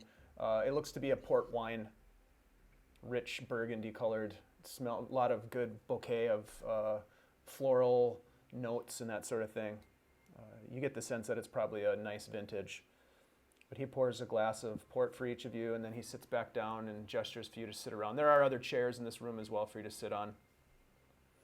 Theo's gonna kind of sit the one farther out, but he continues to try to smooth things over and just go through the, well, when you live the life we have, you have seen a few things, and sometimes the ghosts are closer than others, you know. Runar's gonna sit in this chair across from him. I called you here today because of the accusations that you, particularly, Mr. Hern, have thrown at me. I have to admit it set me off and has caused me more stress than I would like to acknowledge. But I'm here today, and you're here today to hopefully get to the bottom of this. I don't understand why, in public, you would slander my name in such a terrible manner. I'm hoping you can explain perhaps your perspective better. Maybe we can have a civil conversation about some of the information that you have gathered. What do you say? I'm just gonna Well. look over to Byron. Well, I mean, can you deny that you approached Aubrey Drallion multiple times before his murder, even though he Let me stop you right Yes, sir. there. It's probably best for you to know at this point that I have just today finalized my Gotten purchase what of the you West Wind wanted? Trading Company. Pardon me? Oh, You know, I just Byron, think it's he's a business person, and yes, getting what he wanted in a business deal is how that works, right? I just think it's just strange to me that he wants something. He approaches the person who has the something he wants repeatedly. The person is repeatedly like no, and then the person who's like no is found dead. So And you then the continue next thing to that happens, you get what you want? You continue to sling accusations Well, despite... I'm not accusing you. Don't get me wrong. Oh, well, Just it hear certainly me out. Byron, sounds like you're it. accusing him. You're not being subtle. If you think you're being subtle, you are not being subtle. Well, I mean, the shoe fits. I guess I had hoped that we could have a civil conversation, but certainly if that's not the case, then there's no reason for you to stay. Well, no. You're right. You know, we should talk about this because I would like to get to the bottom of this, and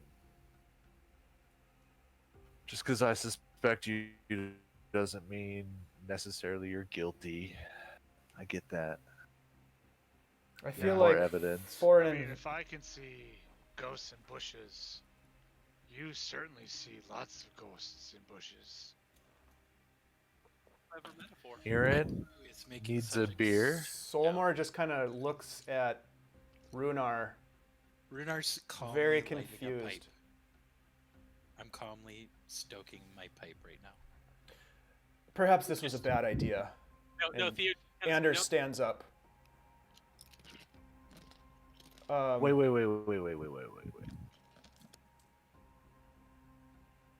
Anders, I think you should sit back down. Listen. We just acquired a vessel, and we're looking for opportunities to make some extra money. We're unsure if we want to head north or south yet.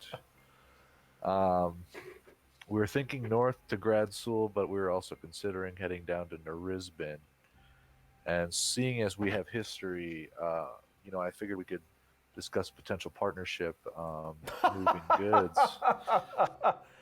The gray-haired man just belts out laughter and says, "You're a very interesting fellow, going on one hand from accusatory perspectives and now trying to negotiate a business deal. Very strange indeed."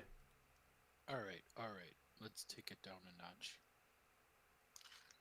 Well, I mean, you don't want to be partners with us? I think we're extremely well Byron, liked. after that exchange, I wouldn't want to be partners with you. I'm just going to put it out there. But we can work through this. Theo, I thought we were friends. Well, let's see what Rhunar Deg has to say. Okay. Gentlemen, perhaps this meeting was premature. I'm not sure if there's much more to discuss. I had hoped to compare notes and perhaps shed some light on the true culprits that might be at work here in terms of my friend Aubrek Dralian's death. However, if that is not something that you're truly interested in, and if you already have preconceived decisions made, Hern, on who you think the murder is, then bring them to the council, bring them to the authorities. All right. I'm just gonna stand You know up. the Brotherhood. I'm just gonna stand up. Okay. All right, everybody, be quiet. Let's take a step back. Obviously, as you can see, my friends here are. This issue is a very personal issue for my friend Byron here. So As it is for us. Right. And we're just now seeing that. So, if you have something to say to us, please let us know. We have reason to believe. I'm not going to tell you how we came upon this, but that Dralian himself, expressed concern over your continued pursuit of his business interests. So naturally, you can see, as any normal person could, how you might be considered a suspect after this person that owns this business and this property becomes dead. He takes a deep breath. I had expressed interest on numerous occasions to Aubrek that I would purchase his failing company at the time to bail him out of the debt that he was incurring as a result of his business dealings gone awry. With the loss of the Emperor of Waves, his fortune had all but been diminished. For those couple of months, towards the end, I didn't know if he was going to make it, both physically and mentally. I only hoped to provide him with a way out of that burden. I don't know where you might have gotten information suggesting otherwise, but I would be very interested to personally follow up on that information if you're willing to share it. I can tell you that Aubric and I had an interesting relationship. I have always been, as a much younger man than Aubric, how should I put it? I'd always looked up to Aubric and his business prowess, the fact that he grew his business in such a small town like Saltmarsh was inspiring. I had hoped to someday follow in his footsteps and move beyond the fishing business of my family that has been in my family for generations. I'd hoped to expand, and yes, you could say that I am ambitious in that respect, but that certainly doesn't make me a murderer. We understand that. You gotta just understand that, Byron is a personal friend, was a personal friend of Dralian. Of course. And we came across something that indicated that, you were looking to purchase his business, and, the conclusion was drawn that perhaps you were trying to pursue aggressive negotiations, I guess. So, you stated earlier that you have an idea, because that's what we're looking for. Is we're looking to resolve this issue of Dralian's murder. So, if you have any other information that you can share, just please let us know. If you want to clear up this issue with Byron, anything you have to offer will only help. Well, I was thinking about it since the accusation in the town council chambers in front of many of my peers, which was uncomfortable to say the least.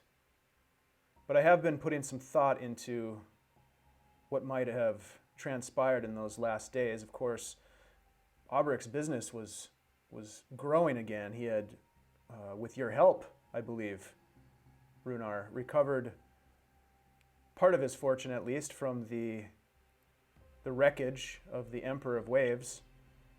I do know that Aubric had been looking to expand his business to the south, and I know very well that the south is held by the Sea Princes.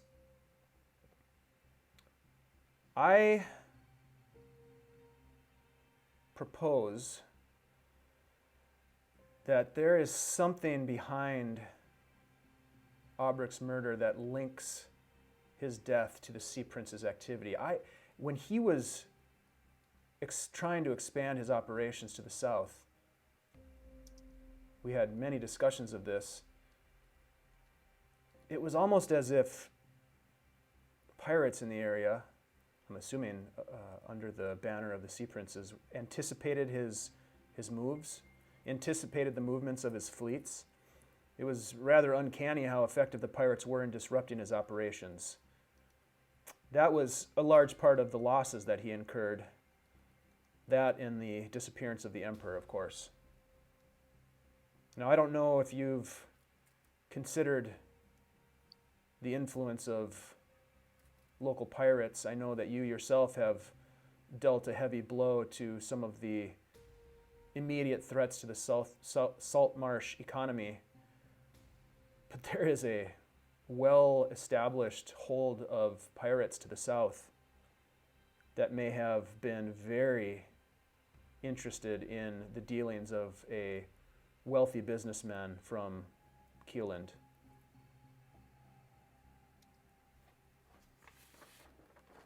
You mean Monmark? Well, it's possible. I mean, that is under the sway of the Sea Princes. Well, what stronghold were you speaking of specifically? The entire hold of the Sea Princes. Oh, well. I mean, you speak of Narisban. Obviously, you are looking towards some of Aubric's ideas as well, which interests me to how you might have come across that knowledge. But his sister seemed very uninterested in when Aubric passed. there was no reason to watch the West Wind Trading Company fall into oblivion. So I made an offer.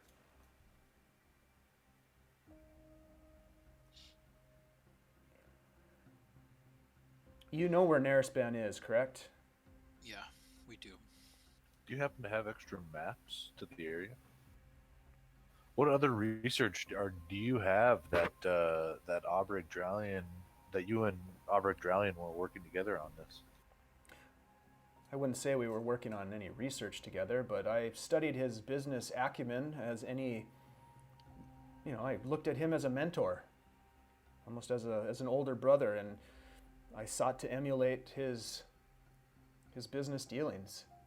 As I said, I have aspirations beyond fishing fleets, and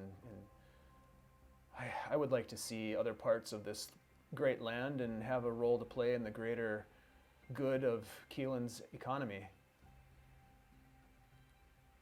Research, I guess I don't know what you mean by that. In terms of charts, Well, I mean, it just of the seems area, to me that you're acquiring his the West Wind Trading Company, and with the acquisition of his company comes a certain amount of paperwork, I'm sure, including I would assume research items, and we possible business. We have opportunities. quite a bit of ledgers, documentation, reports, contracts, and the like that we have acquired in this purchase that will take us some time to go through. Some of which I am marginally aware of. Some of his business partners I've met from time to time, but that will take some time to examine. What are you getting at? Well, I mean, I was just wondering if perhaps among that research there was some information that would point us in a different direction,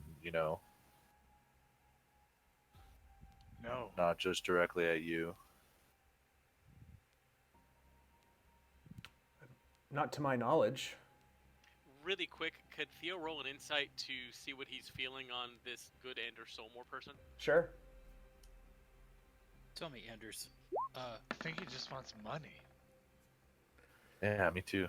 Yeah, you, Theo, you get But the he'll sense kill that people he for it. is ambitious. Or not. He's not mincing words about his ambitious ideas about expanding beyond fishing. He genuinely mourns Dralian's death. You get a sense that he's got a compassionate side to him. Tell me. What have you heard concerning this most recent invasion of Dralian's estate? I heard of a There was a break-in. break-in recently. Yes, Sophia mentioned it. It's troubling. Part of the reason she is so eager to leave and head back to Gradzul. Well, records room was broken into. Apparently he also had a private study that was hidden, that was broken into. Artifacts were stolen, family heirlooms, some sort of a scimitar of his father's or something other like that. I was unaware of any of that secrecy, and I guess a man likes to keep secrets. That's fine, but yes, there was an incident, an attack as well, probably similar to what you've heard.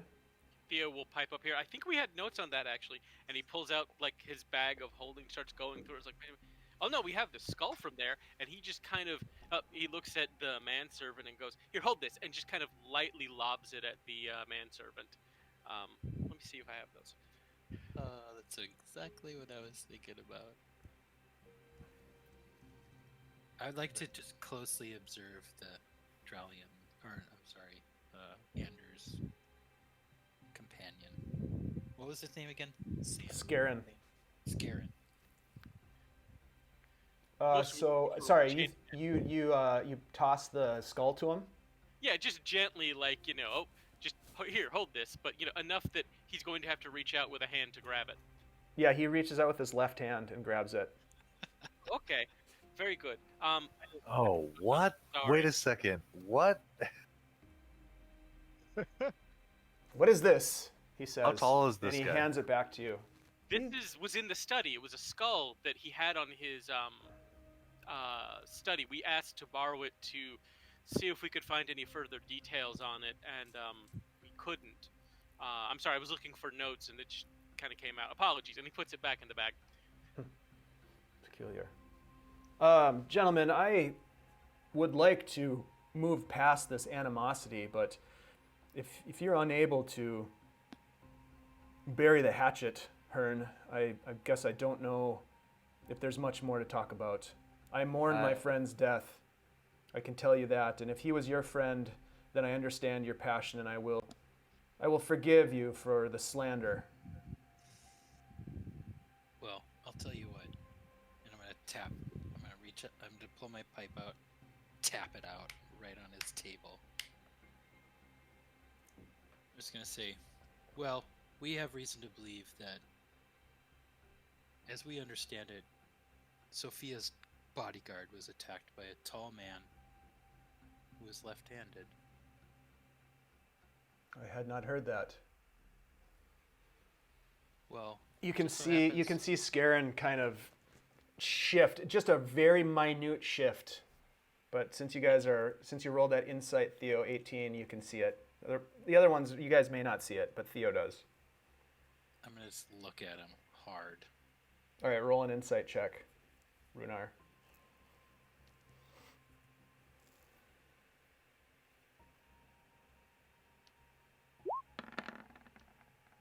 Yeah, you see it too. Just a very subtle shift in his demeanor, almost imperceptible. And it just so happens that your man here is a tall, slender man that likes to use his left hand to catch things thrown at him. Ha!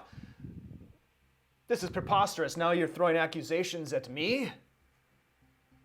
Please. This seems below you, Deg. Below me. He stands up. I'll stand up too. Theo remains seating. I will also stand up. If I was even sitting. I don't know if 5%. Who was standing? Anders or the Scullion? Scarin. Scarin Scarin, stands, sorry. and Rhunar stands, and Byron stands. And, this is great. Solmor stands as well and says, and puts his hands out, one towards Rhunar, one towards Scarin, and says, "Gentlemen, please, this is insane. This is Well, Is it? You don't even know my friend Byron yet. And I'm gonna look over at Scarin and I'm just gonna say, where were you the night that Sophia's house was broken into? I am not going to even honor you with an answer to that question." And he gets up and starts walking. He's gonna walk away. Whoa, wait. I'll grab his arm and I'll be like, Yeah, whoa, wait. he does not move through me. He moves diagonally right to here.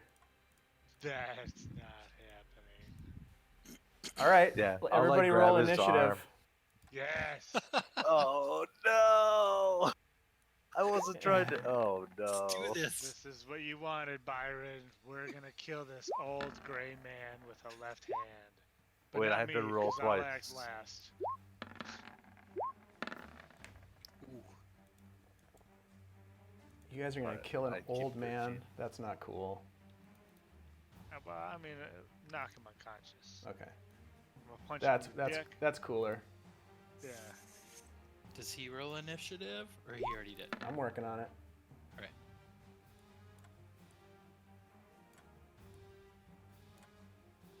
Wait, I didn't even suspect this guy. What? How did you guys get on this guy? Theo, the whole time I was thinking about throwing something at him and seeing what he would catch it with. Oh no, I've been sitting on that trick since the left-handed thing came up, and this was just the first time I had a chance to do it, and here we are. Irin, why do you roll such shitty initiative all the time? Yeah. I mean, it would It wouldn't be good if I actually rolled good. Sometimes it's good to roll bad. Yeah, it's true. Initiative is Yeah, like it that. just You don't always matters. want to be at the front of the initiative. Sometimes it's good to be later. Yeah, somebody's got to play pickup. You know, I'm like the fourth batter or third batter. You know what I mean? I think fourth better. All right, give me a second here. Oh, that was a good play, Theo. Very good play. Are you saying this because you're telling us that he's guilty? No, I'm just saying it was cool. Oh, okay. I thought Okay. that the whole way that conversation went down was pretty sweet, I thought.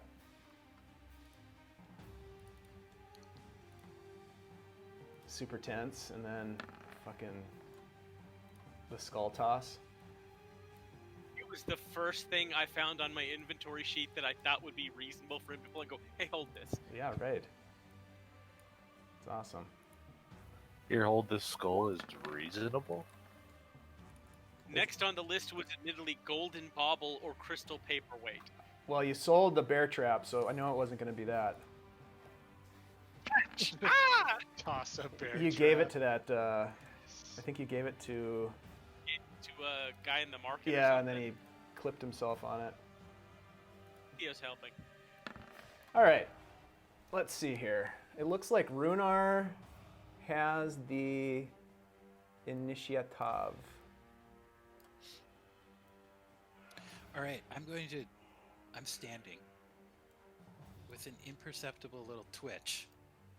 I'm gonna leap over these guys and land right in front of him. Oh shit. Pap! And just be like, where are you going? And I'm gonna ready an action, and if he makes the slightest movement to try to attack me, I'm gonna react and attack him. Okay, so if he attacks, you attack. Got it. Yep. All right. He is up next, and he is going to attempt to. Let's see. He's going to move this way. He's like, get your hands off me, and he kind of slips. I know that Byron, or maybe it was Irin, was trying to grab him, but since you're lower in the initiative, he just kind of slips your grasp. And then he stops right here and turns to look at you. I'm not gonna attack him because I didn't perceive an attack happening. Okay. Irin and Byron, you guys would have had attacks of opportunity if you want.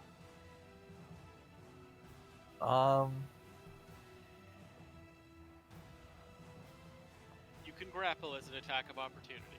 I was know. just thinking that same thing, but I'm like not a strong person, so I'm also not gonna attack. Yeah, like I'll grab. You know what? Fuck it. I'll like grab at like you know, There's a like rising tension. at like his wrist or whatever. Okay. Just grab a hold of him. So try that to would be a keep him- contested athletics check. Yeah. Do it. Yeah. Suck it, Bandit Captain. Yep, 8.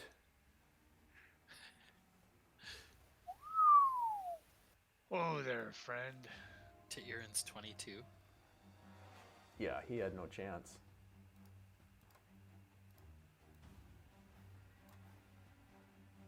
Yeah, I just grab a hold of him with a mildly crushing grip, like, whoa there, friend. All right, so you grab him and hold him in place, and he says, "What's the meaning of this? This outrage?" And he draws his dagger, I'm And gonna he- let him stab me if he wants. and he just holds it. He doesn't do anything. He holds it up.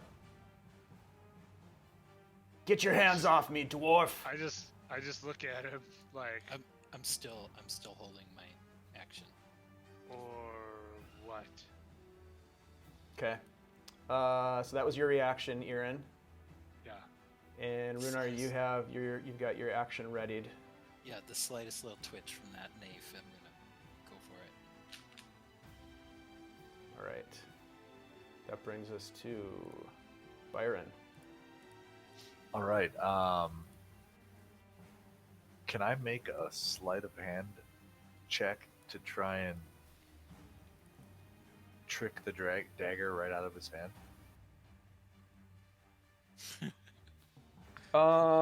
Yeah, of course. Yeah. So I'm gonna like bring up my left hand, like I'm gonna grab his face, Okay. but then I'm gonna quick bring it down as my right hand comes up and tries to like knock the dagger into my left hand. Okay. Some Three Stooges shit. Yeah, just some quick hands.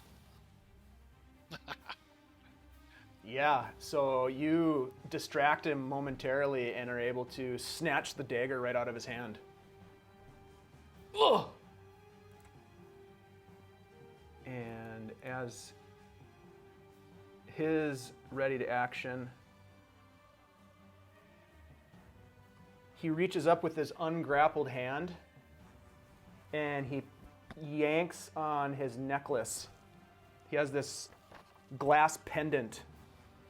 He pulls it off and he throws it on the ground and smashes it.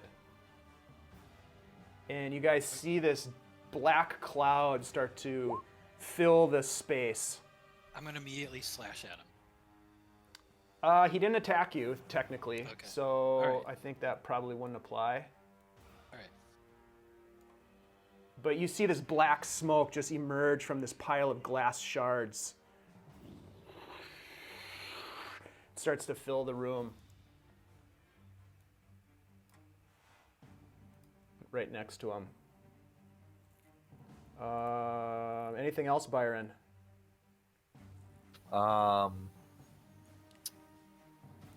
Well, now I have his dagger. You know, I'm just gonna look him in the eyes, and all of the animosity and hate that I felt towards Anders Solmor before, I'm gonna just kind of like let it go, and then I'm gonna retake it in, and then I'm gonna direct it all at him, try and make him wet himself. All right. Roll an intimidation check. You're gonna give him the stink eye. Hell yeah. The hate eye, Dang.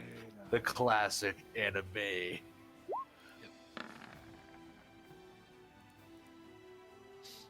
Nice. Stare of death.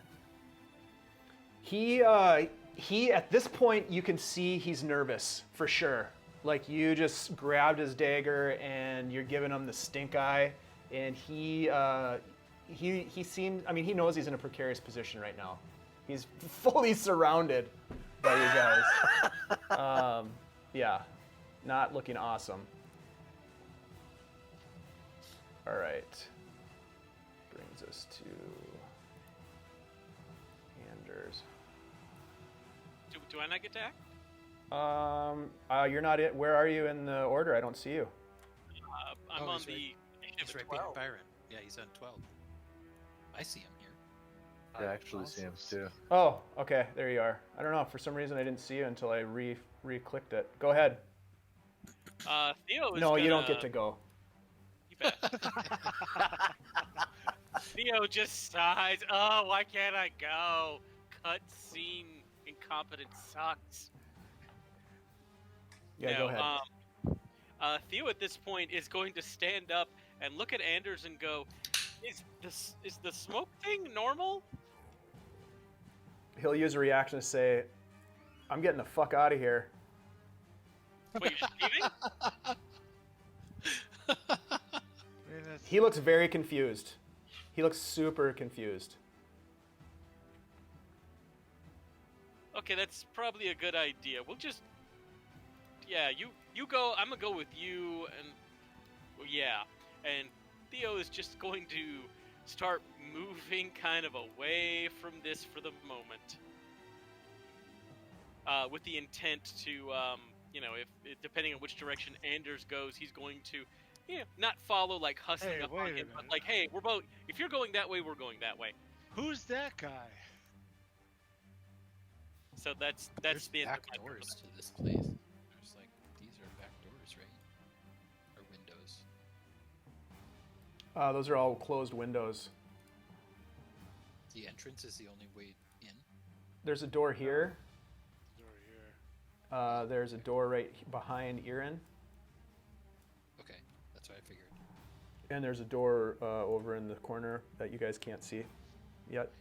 Is this a door here? Or is No, that that's a window. Okay. They're all shuttered right now. Let's see. Anything else, Theo? Sorry, got a little sidetracked Nope. there. Just holding my action to take the equivalent of a dash, so that if Anders goes out the door, I at a reasonable distance of 5 or 10 feet also go out the door. Okay, sounds good. Anders is indeed going to run. What's the meaning of this scaring? And he 5, 10, 20, 25, and he goes out the door. Theo will follow. Very much look like he's trying to cover Anders' back in case like an arrow goes flying at him or something. Okay. Go after him. All right, so that's you guys. That brings us to Irin. Yeah. Oh man, yeah. I'm gonna pull this guy like down to my level, since I have a hold of him. Yup. And so we're like face to face. And I say to him, your masters will be very sad about your failure. And then I punch him in the dick really, really hard. Okay.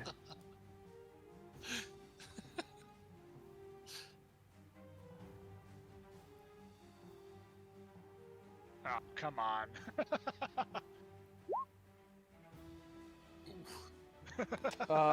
That does not hit. You miss. He kind of hops up a little bit as you punch just below his nads. I pull him down again. So we're face to face, and I say, you tricky little fucker. And then I punch him in the dick. Okay. That's better? Yeah, that hits. All right, 8 bludgeoning damage to his penis. He kind of doubles over. And I am going to... I will spend a key point and flurry my blows Okay. to do a kick attack.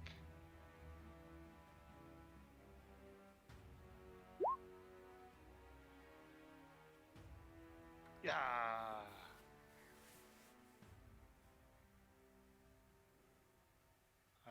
How does the 17 go? 17 hits.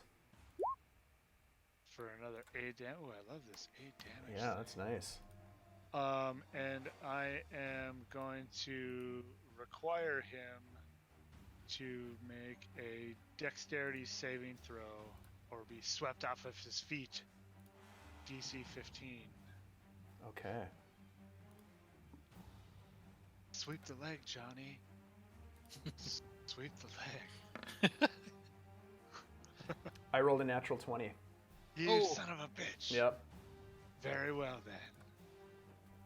I look He at stays him on his feet. knowingly and give him the single raised eyebrow. He's just he's got his clutching his balls in one hand. Nope. All right. Rhunar, make a face at him. What can I tell of this thing next to him? There's a vial laying on the ground, shattered, and there is this cloud of smoke that's growing. It's continuing to grow in that 5-foot space and filling up that 5-foot space. You're not quite sure. You don't know. You've never seen anything like this before.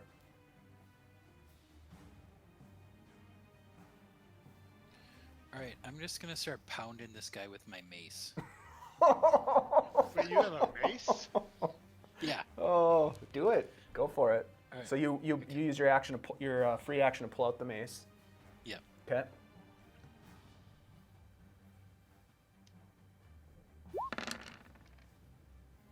That misses. That's it.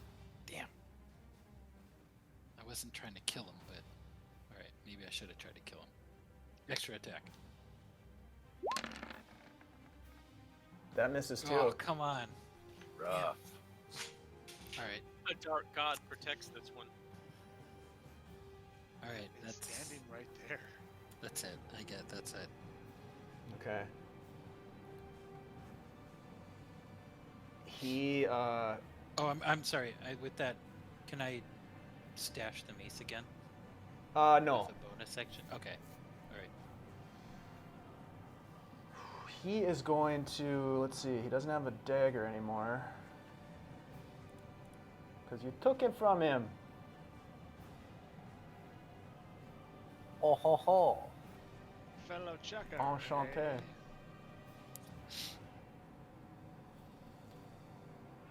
He's going to use his bonus action to cast Misty Step. Ooh.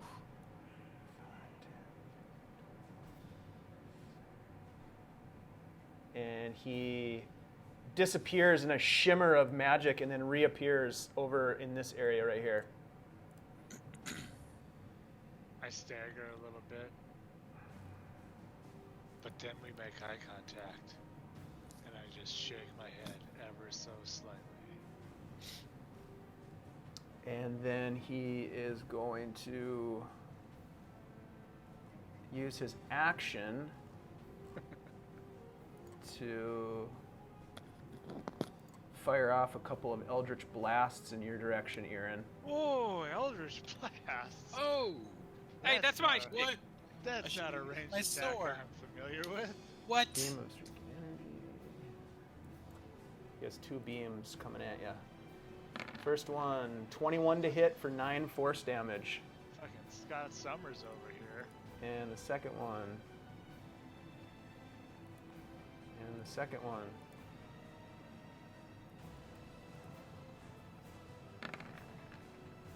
$16? I think that misses, doesn't it? That'll miss. So he fires off arcane energy in your direction.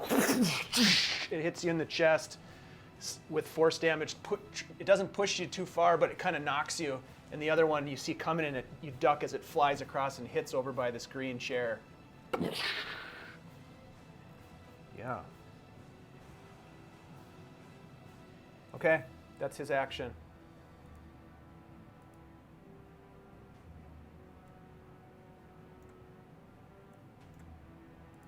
You see, I don't know if you see this or not, but we'll see what happens here. Wait a minute. Captain Tusktooth. I am the only Captain Tusktooth here. You are not stealing that from me. Are you Captain A Tusktooth? few extra guys No, have, First Officer Theo. already- Similar principle though. What the? All right, so you. Oh, Theo sees a couple of them. Don't worry. Are they all outside? One guy just came inside. Two of them are outside. Wait, didn't we kill this guy before? It's all deck wizards. Just kill everybody. He just walks As in and far as I'm just. concerned. He doesn't. He comes in, but he doesn't take any attack action. But he comes in to He see just what walks in like he's like he like owns he's the like- place. He just walks in like he Yeah. owns the place. nice. And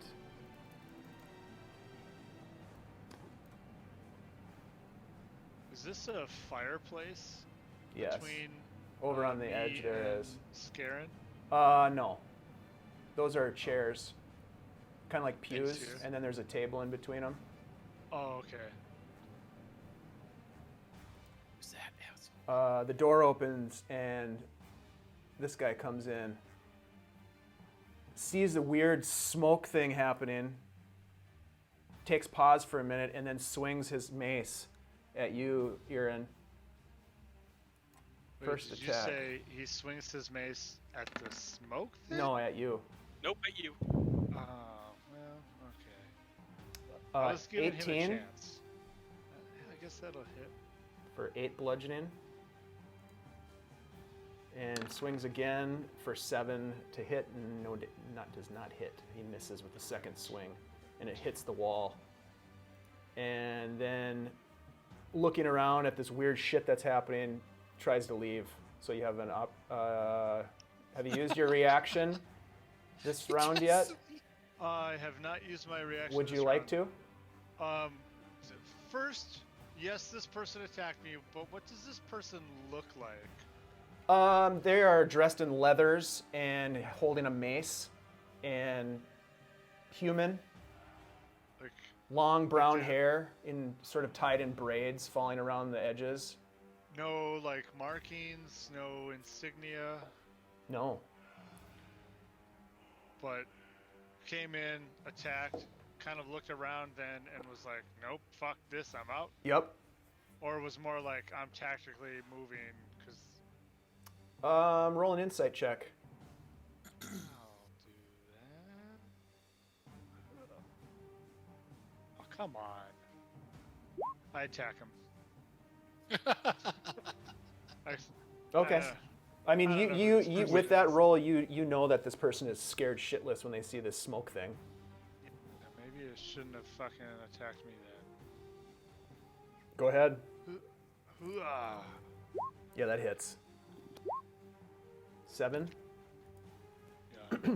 You just pop it, right this guy right in the face. Right back at you. Oh, you bastard! And then he gets the hell out of there. I was just like, you hit me first. 30. All right. Traded blows. Yep. Just a quick rally of blows there. All right.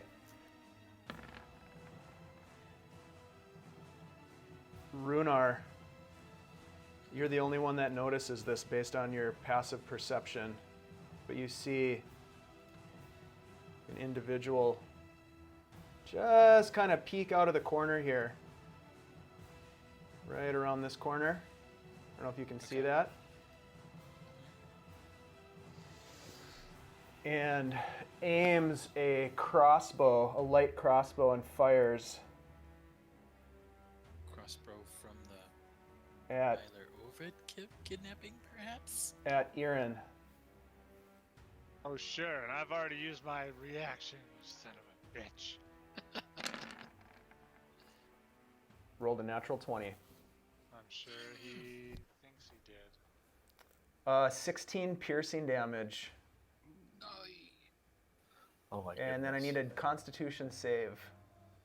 Against poison? Yep, against poison, which I think you have some dwarf stuff. Yeah, I have.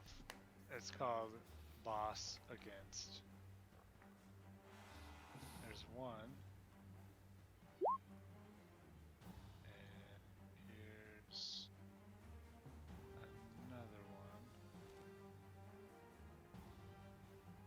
Yo, yo. There you go. All right, so you take only Yeah, half buddy. damage, which is 7 poison damage. Oh no, it's the pirates again. They're back from the dead.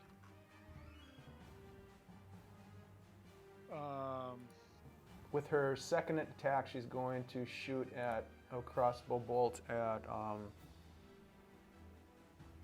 Rhunar. Go away. 14. I think that misses, doesn't it?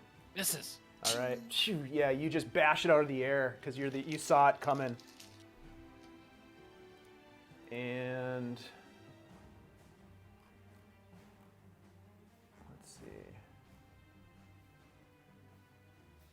So it's Yeah. poison damage. Yeah, that second So I save. I bit save. was. So I save against poison, and then take poison damage. You take half as much on a successful save. But and that damage is poison damage. But it was also piercing, right? The first bit was piercing. The second bit is Yeah. poison. Okay, so I'll take half of half He also has resistance to poison. Yep. because I have advantage on saves against poison and resistance against poison damage. Yep. And you succeeded on the save. Yep. So you take Okay. the damage, but you take half of the damage. So Okay. you take 3 damage, 3 poison damage. Because I know, and I Could say that be the because I dwarf. know sometimes there are poisons or effects that do poison that make you save against poison, but then they do normal damage. So I just No, wanted this to clarify. this one is specifically take poison damage on a failed save or half Okay. as much on a successful save. So it would Okay. be 3 poison damage. Okay. Thank you. Yep. I will modify. And then, oops, other way.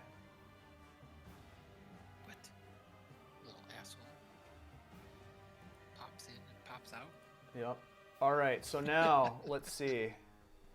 This guy here, the smoke has formed into this sort of demonic looking creature with tendrils that whip out in all directions, in 5-foot directions. And it's got these deep red, almost like ember glowing eyes in it. I don't like. And Irin, Byron, and Rhunar, you guys all feel the air of this room get sucked away from your mouth and your lungs. And you start to gasp for breath as That's fine. this creature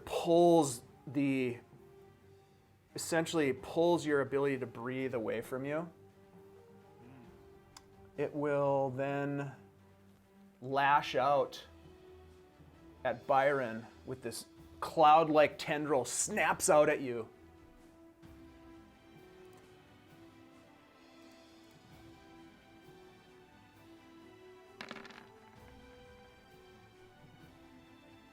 Oof. 24 to hit, Yep. and that is going to be 12 necrotic damage. I'm gonna And I need you to make use a DC. uncanny dodge. Okay. I need you to also To make a have- con save. Sorry. DC 13. Okay, nice. Nice. Oh, thank goodness. So I'll take 6. Yeah, you take 6 necrotic damage. You can't breathe at this point. You don't suffer any additional complications, but you're gasping for breath. And that is the end of that creature's turn. Byron, it's your turn. Gasping for breath. There's no air. All right. I'm gonna actually just kind of lower my shoulder and kind of tuck and roll 5, 10, 15 feet. You know, see if I can breathe at all. Maybe roll a couple more feet. Yeah, when you get there, you can breathe again. Yeah, I'll take a deep breath. And then I'll reach up to my shoulder, pull a dagger, and throw it. Can I do that? Yeah, absolutely. Who are you And throwing I'll it at? aim for the cloud, Okay. see if it does anything. I kind of don't think I'm going to be able to hurt this thing, though.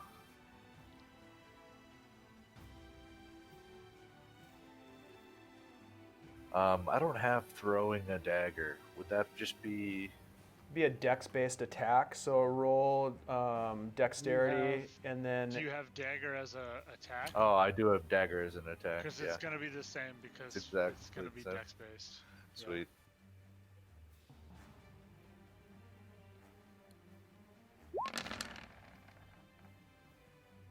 Hey, there you go.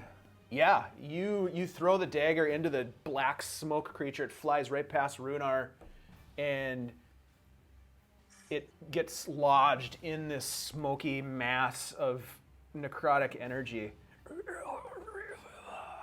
You don't get the sense that it really did much, but you hit it. And technically rolled 22 damage on a dagger. I love rogues. Yeah. Yeah, that's Um, awesome. Yeah, that's all I'm pretty much going to do. I'm kind of thinking, I don't know if I really want to continue to engage this, so I'm going to look at the guys and be like, I think we should need to flee, pretty much. I don't know. I think you started this party. It's time to end it. Ooh. All right, Theo. Damn, I didn't start this one actually. Theo see behind him, which I can see on the screen, which is it looks like there's a dead guard and 2 people in the bushes. Down here. And down here. And Yeah. over here. And over here. Yeah, Yep. Yes. just being sure. You can see that. You look over Anders. That's hard to say. You look over Anders' shoulder and you see what you see. So Theo just kind of looks to Anders and goes, "You are going to want to stay behind me," as he summons the packed sword. Okay. Except now the packed sword, when he does it this time, it's about 8 inches of longer of blade and about, another half a hand on the grip, as it's a great sword this time.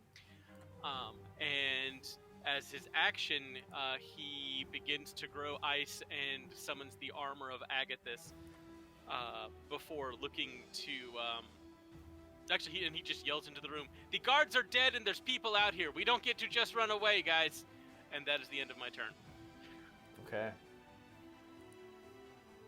Brings us to this guy up here that I don't know if you saw him.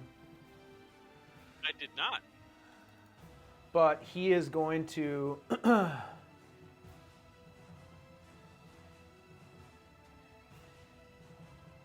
Yeah, he's going to fire a light crossbow. Actually, no, he's going to run up. And he is going to attack Anders with his short sword. That's a shame, because that would trigger my sentinel attack. Yeah, well. There we go. Holy shit, that's a lot of dice. 10, I believe that misses Mr. Solmor. Let's double check that. Yeah. It probably should. Yep. Well, And then second attack with the I would short love to sword. immediately react after the first attack. Okay, go ahead.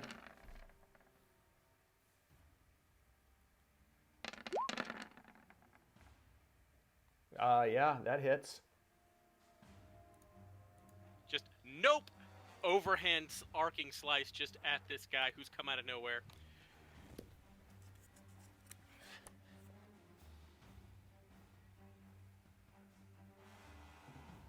He still gets his second attack, though. Oh, absolutely Yeah. does. It just I wanted to interrupt it. Maybe it'd piss him off enough to attack Theo. He does hit on the second attack, dealing 4 damage to Anders. And Anders, let's see, where are you, buddy? There you go. Oof, yeah, he doesn't have much to work with. Anders is He stumbles to probably the ground onto a leg. Oh God! Oh God, he got me! Wow. It's his turn, and he is going to try to run. Now, this guy here, does he get an attack of opportunity, or does your sentinel negate that? He still gets to take an attack of opportunity. Okay. He is going to do that. Anders could disengage if he wanted to, but yeah, He's not a military guy. makes sense. Yeah. That actually misses. And he's running towards the house. Irin, back to you inside. So we got some smoke demon thing. Yup. We got fucking Yeah, Scott exactly. Summers over here. Exactly.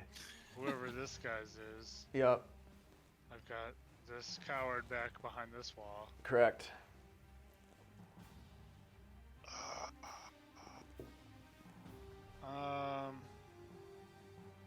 Yeah, I'm gonna use my action to use. And you're also struggling for breath.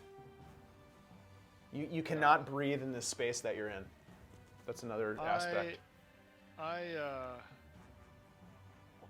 kind of slow everything down, you know? Mm-hmm. Like you do as you're waiting for the right moment to strike the steel in the forge, and I slow my breathing down, waiting for the right moment to act. In that kind of space between, my new body is made whole again with wholeness of body, which I use as my action to receive 18 hit points. Nice. God, that's a great ability. Monks. Yeah. I am also going to spend a key point to where is it? Disengage. Okay. And I will move. Let's see. 5, 10, 15, 20, 25, 30, 35, 40. To there. Okay. Quick, tell me, this is a window? Yes. It's a shuttered window. Okay. Yeah, that's, I believe, yeah, that's all I got. Okay. Rhunar. You are gasping for breath. You can't, there's no air to take in as an inhale. You're just.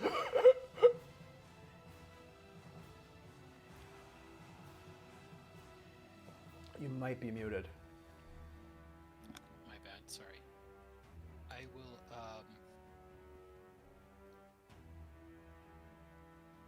disengage, and also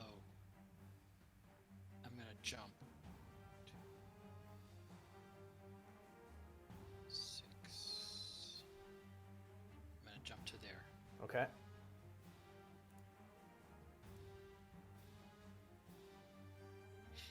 All right. Anything else? As part You of still have my your action, actions. well, I can't attack because I disengaged, right? Oh yeah, that's right. Sorry, you used your act. Can I You're Use absolutely those- right. Your I'm gonna- fighter powers. I'm gonna stash my mace. Okay. though. But I can't also draw my sword, right? Yeah, we'll say you can draw your sword. You use your bonus action. We'll say to draw your sword.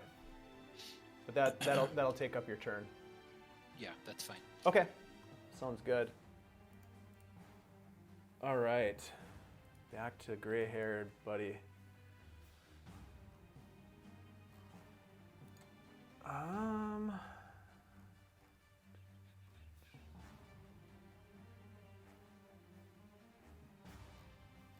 Yeah.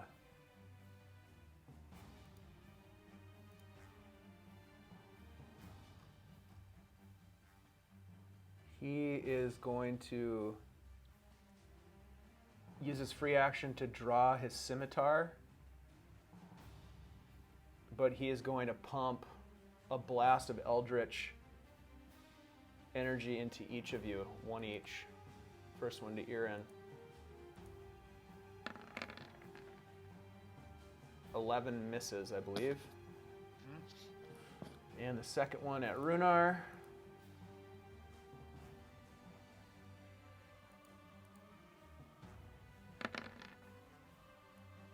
Natural 20. Wow, how many of those have I rolled tonight? Yeah. Against our dag. 12 force damage to Rhunar. Okay. Seems like I'm rolling 20s. I shouldn't say that though, because now I'll start rolling like shit. All right. You say it a lot, say it loud. Say it a lot and say it loud. Rolling 20s. All right. You got me rolling 20s.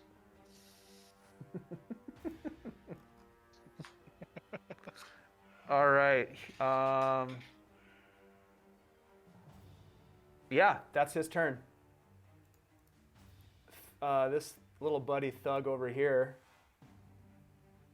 Lil Buddy Thug. Oh, I hope that's his real name. Well, it's not his real name, but people call him that, and he doesn't like it very much. You see him marching up behind you, Irin, with a battle axe, and he's going to take a couple swings. First one, 18 to hit. I mean, yeah, that'll hit. 5 slashing.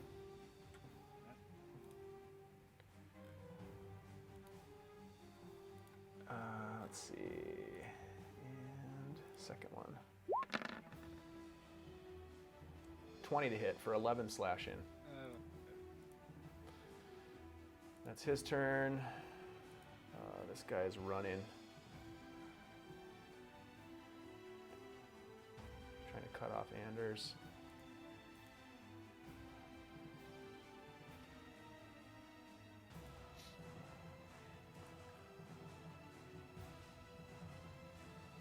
All right. All right. Oh shit. Light crossbow to Rhunar Deg from this creature, this person in the shadows here. Right. And she's gonna get sneak attack damage too. If she hits. 20 to hit. Ah, damn it. Yeah, that hits. So let's see, what is that? 46.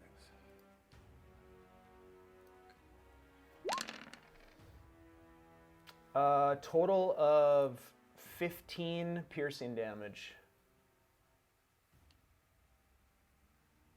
And yeah, 15 piercing. Jesus. Right.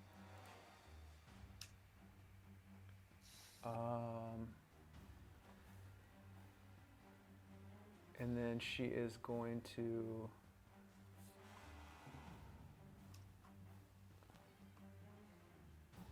if you're looking at her at all, she fades and disappears into the shadows. Oh. Hit the hornet's nest here, guys. All right, that brings us to this guy. Theo, you've got cover where you are. I'm gonna say 3/4, so +5 to your AC. Longbow shot coming your way from the trees. 6 misses. Yes, it does. And then a second shot from the other tree line. 11, I think that misses as well. Correct. Okay, so 2 shots from the trees miss. All right, this smoke creature got kind of left all alone. Feels like nobody wants to play.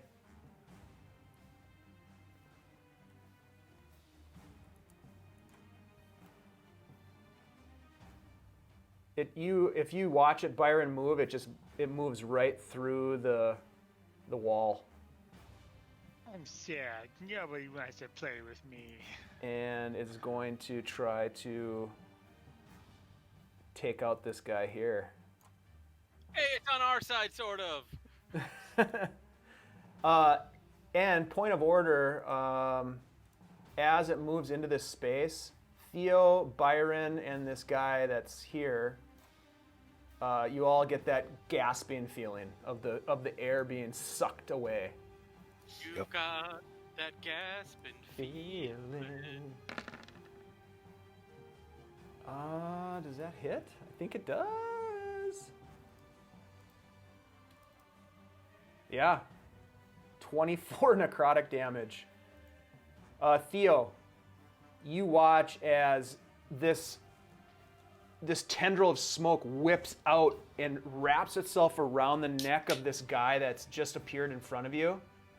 And it starts to squeeze, and you just watch as his face goes from this pale skin color tone to this dark, like charred, burnt coloration, and he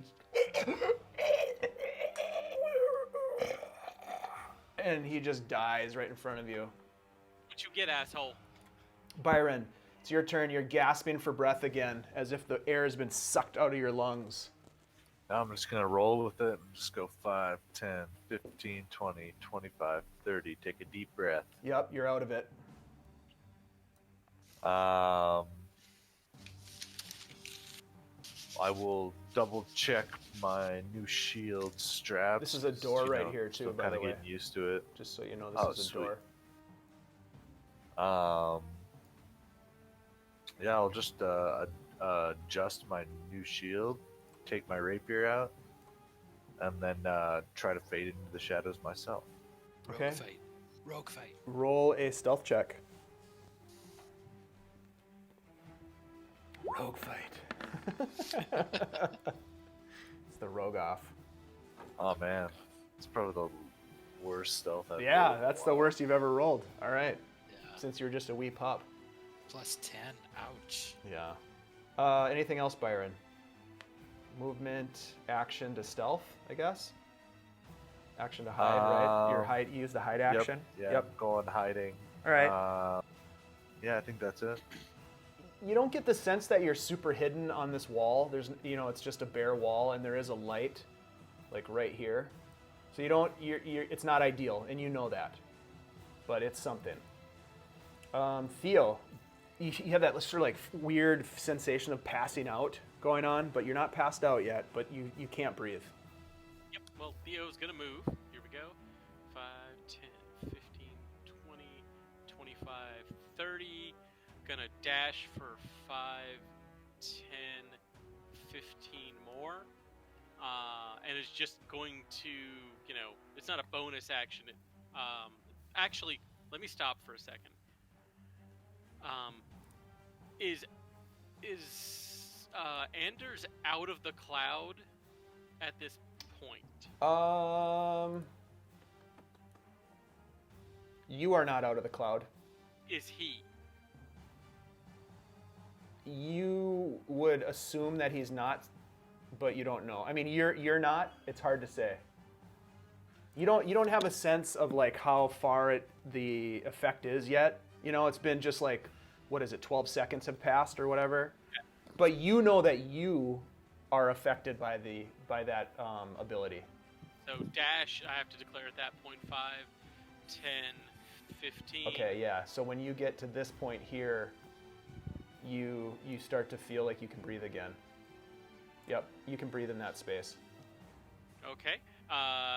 Theo's going to emerge from that cloud, big longsword leading, and just look at this person trying to cut him off and going, "You should leave," and then yells for Anders, "Anders, run this way!" And that's what I have. Okay. Let's see, this guy. Oh, this guy's dead, so he doesn't get an action. Anders. 5, 10, 15. He runs over to you. At that point, he can breathe again. Oh my God, what's happening? I promise this has nothing to do with me. No, this is the Scarlet Brotherhood. We're pretty fucking sure. 15, 20, 25. He's going to get in front of you, and then he's going to look at this person and just slap him across the face. Pimp slap. Yep. The Yeah. righteous hand. Get him. Nope, misses. I rolled a 6. I rolled a 6. 6. You bastard! And he tries to smack him like with a white glove. You bastard! And he misses him. He All right. stops, takes off his glove. And then Yeah, tries to exactly. slap him. Exactly. That's exactly what happened. He All pulls right. out a fish. Irin, Uh, you're flanked currently by, I can't remember what I called him, but that guy and yeah. the gray-haired Yeah, buddy. Little thuggy. Little or thug guy. some- Little thuggy. Little Little thug- thuggy little thug guy. boy. Little thuggy boy. Little thuggy Kill boy. that warlock. Kill that warlock. Yeah. Oh man, I think. Yeah, I think I'm gonna use my. Hang on, let me check one thing real quick.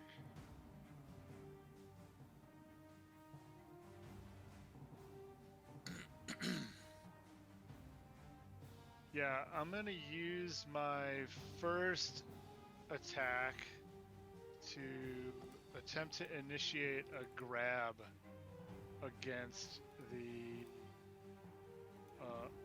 guy. Scarin? Yep. Okay.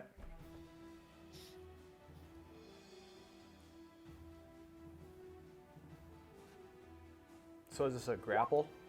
Yeah. Yep. Okay. Yeah. Sorry, grapple. Yeah. Athletics.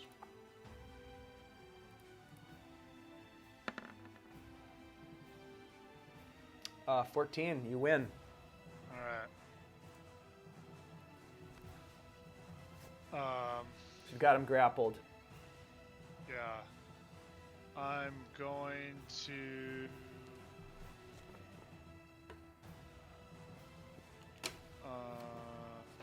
use my second attack to yeah, oh man, to grapple the other guy. Oh shit, alright. A double grapple?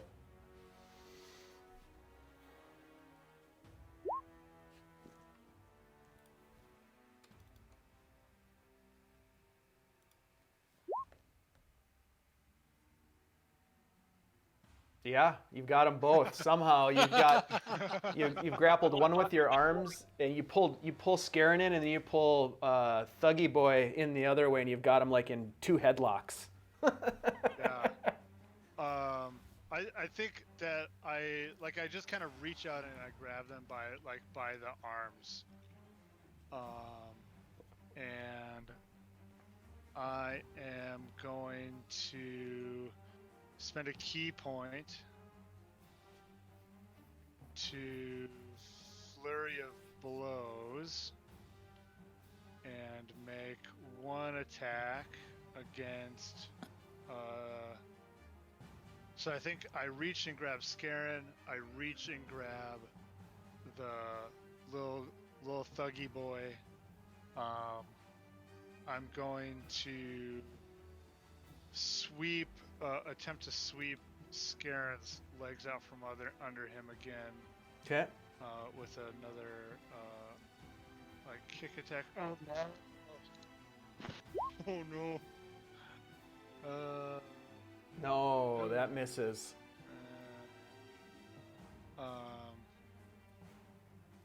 And then I follow that movement with one against the other guy. Okay.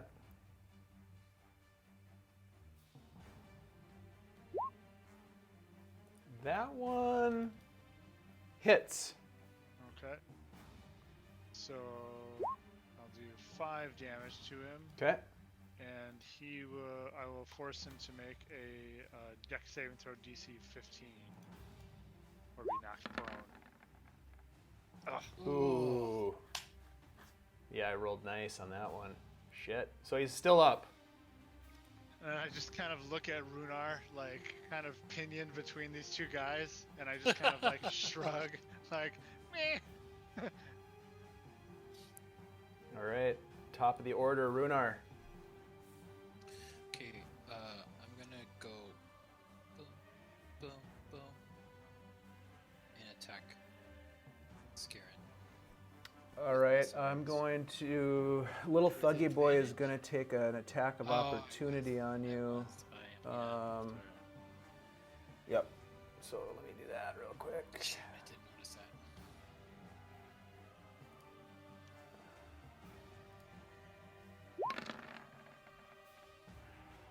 14. I think that misses. Yep. Misses. All right.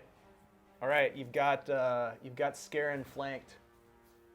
Scarin's going down. Mm-hmm. As he should. Fucking left-handed bastard. Take this, you lefty bitch. Oh shit! Oh snap! Yeah. Oh, Very nice. 16 slashing. Yeah. You just slash across him and just carve through him.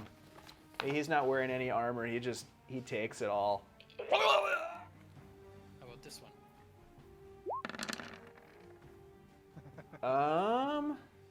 Yep, 16? that hits. Yes. Yeah. For another 8. All right. He's still alive. He is. Whatcha?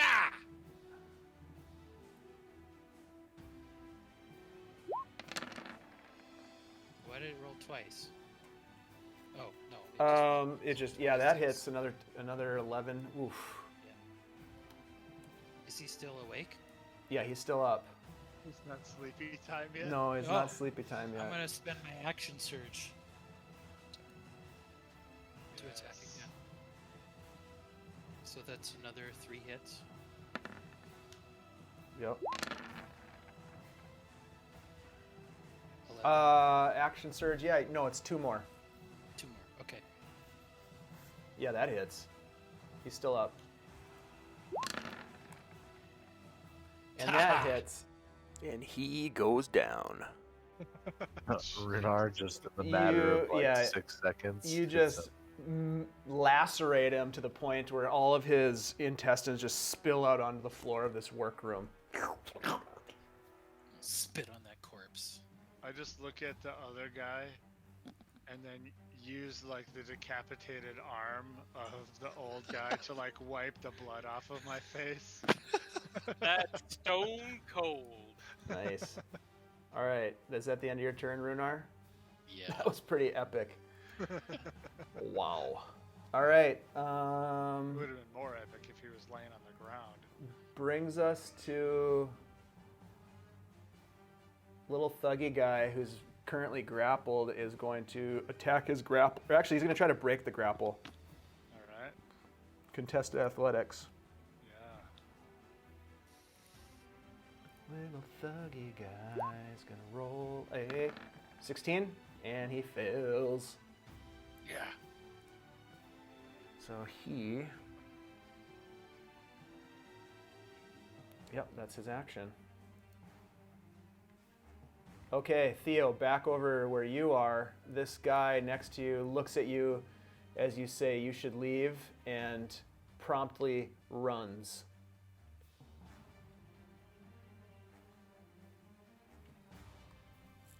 Worked. Theo just too stunned to take an attack of opportunity. I didn't actually think that would work. Huh. Let's see. This guy is going to leap over the 5, 10, 15, 20, 30. Come around the corner and go. Yeah, you don't want to go there. It's bad. You do. Okay.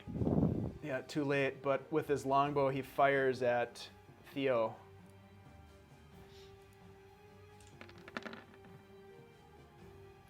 $11. I believe that misses. That will not hit. And yeah, that's his action.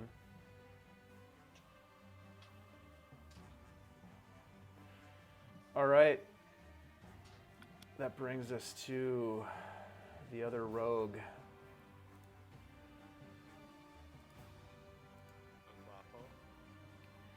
El Guapo.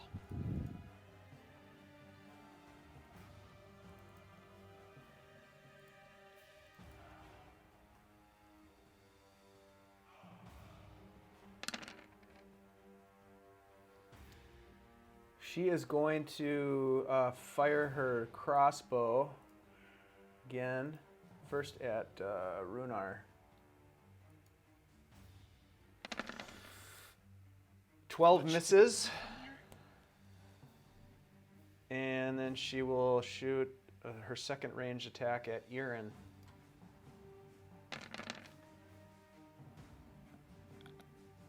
Uh, 25. That'll. Misses. 8 piercing damage. All right. I'm gonna make that go away. Are you gonna catch that? I deflect it at least. So I roll D8, D10 plus 9. Oh yeah. So I ignore 15 damage, which means it does nothing to me. Yeah, you grab it as it flies through the air with your free hand, and I'm gonna spend a key point to throw it back at her. all right.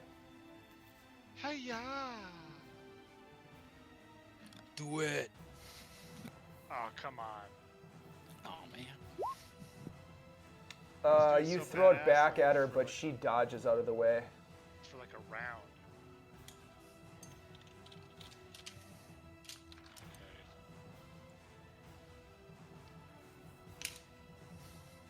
Should have known better. Never throw it back.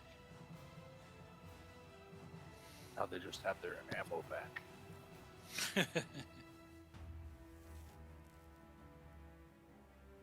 That's the end of her turn.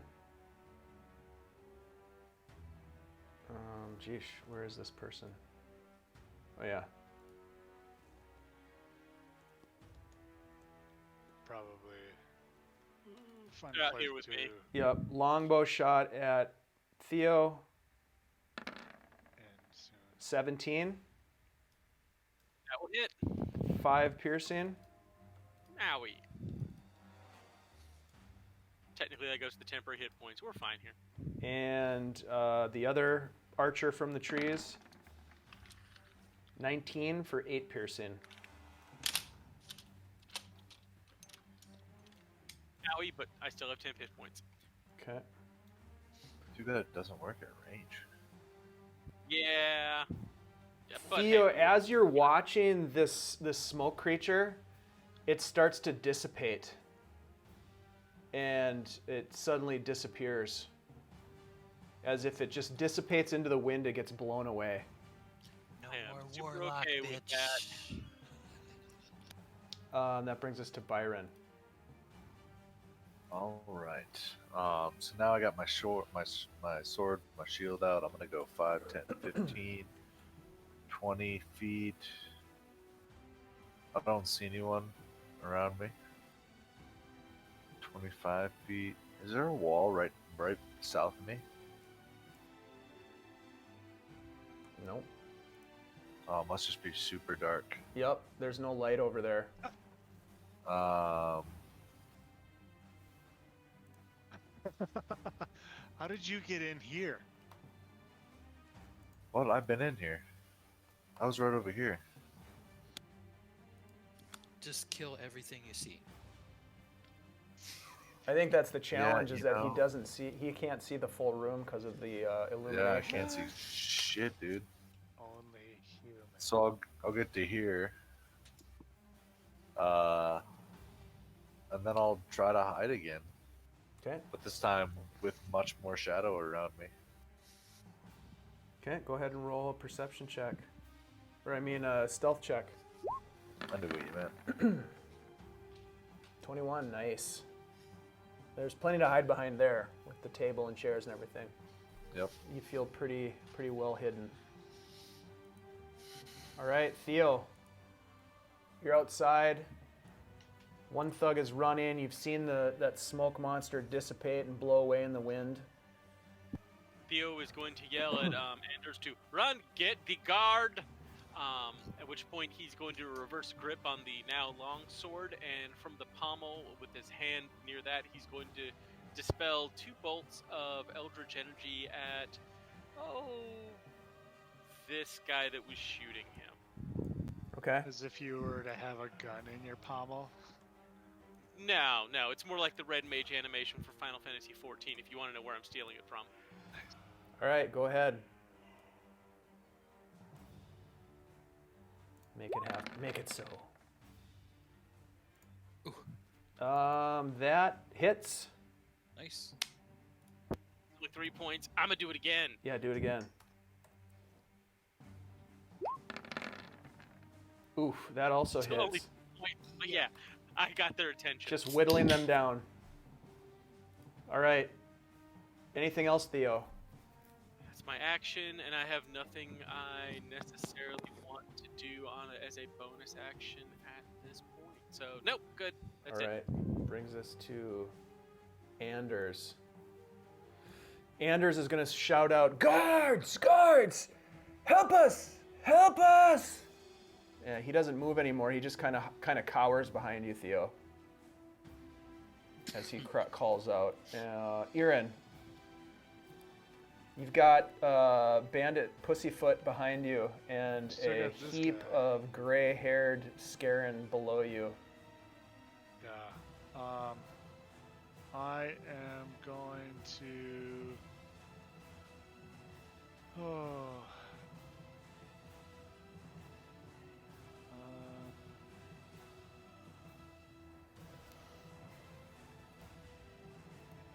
I will. Yeah, I'll attack this guy again. I let go of the now limp arm of Scarin and unsheath my hammer.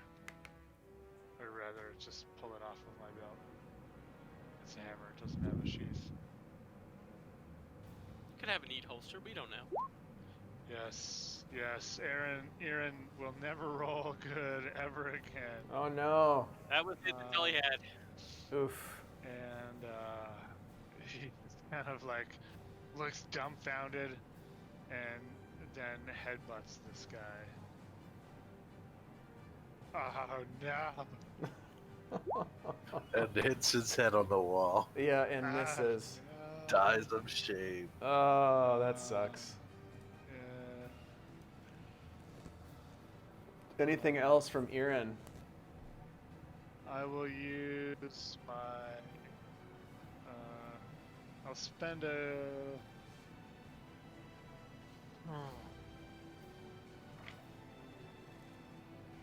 I'm gonna spend a key point to dodge as a bonus action. Okay. And use my Dwarven Fortitude to heal 1d8 plus my con modifier, which is 2, for a maximum of 10 hit points. Nice.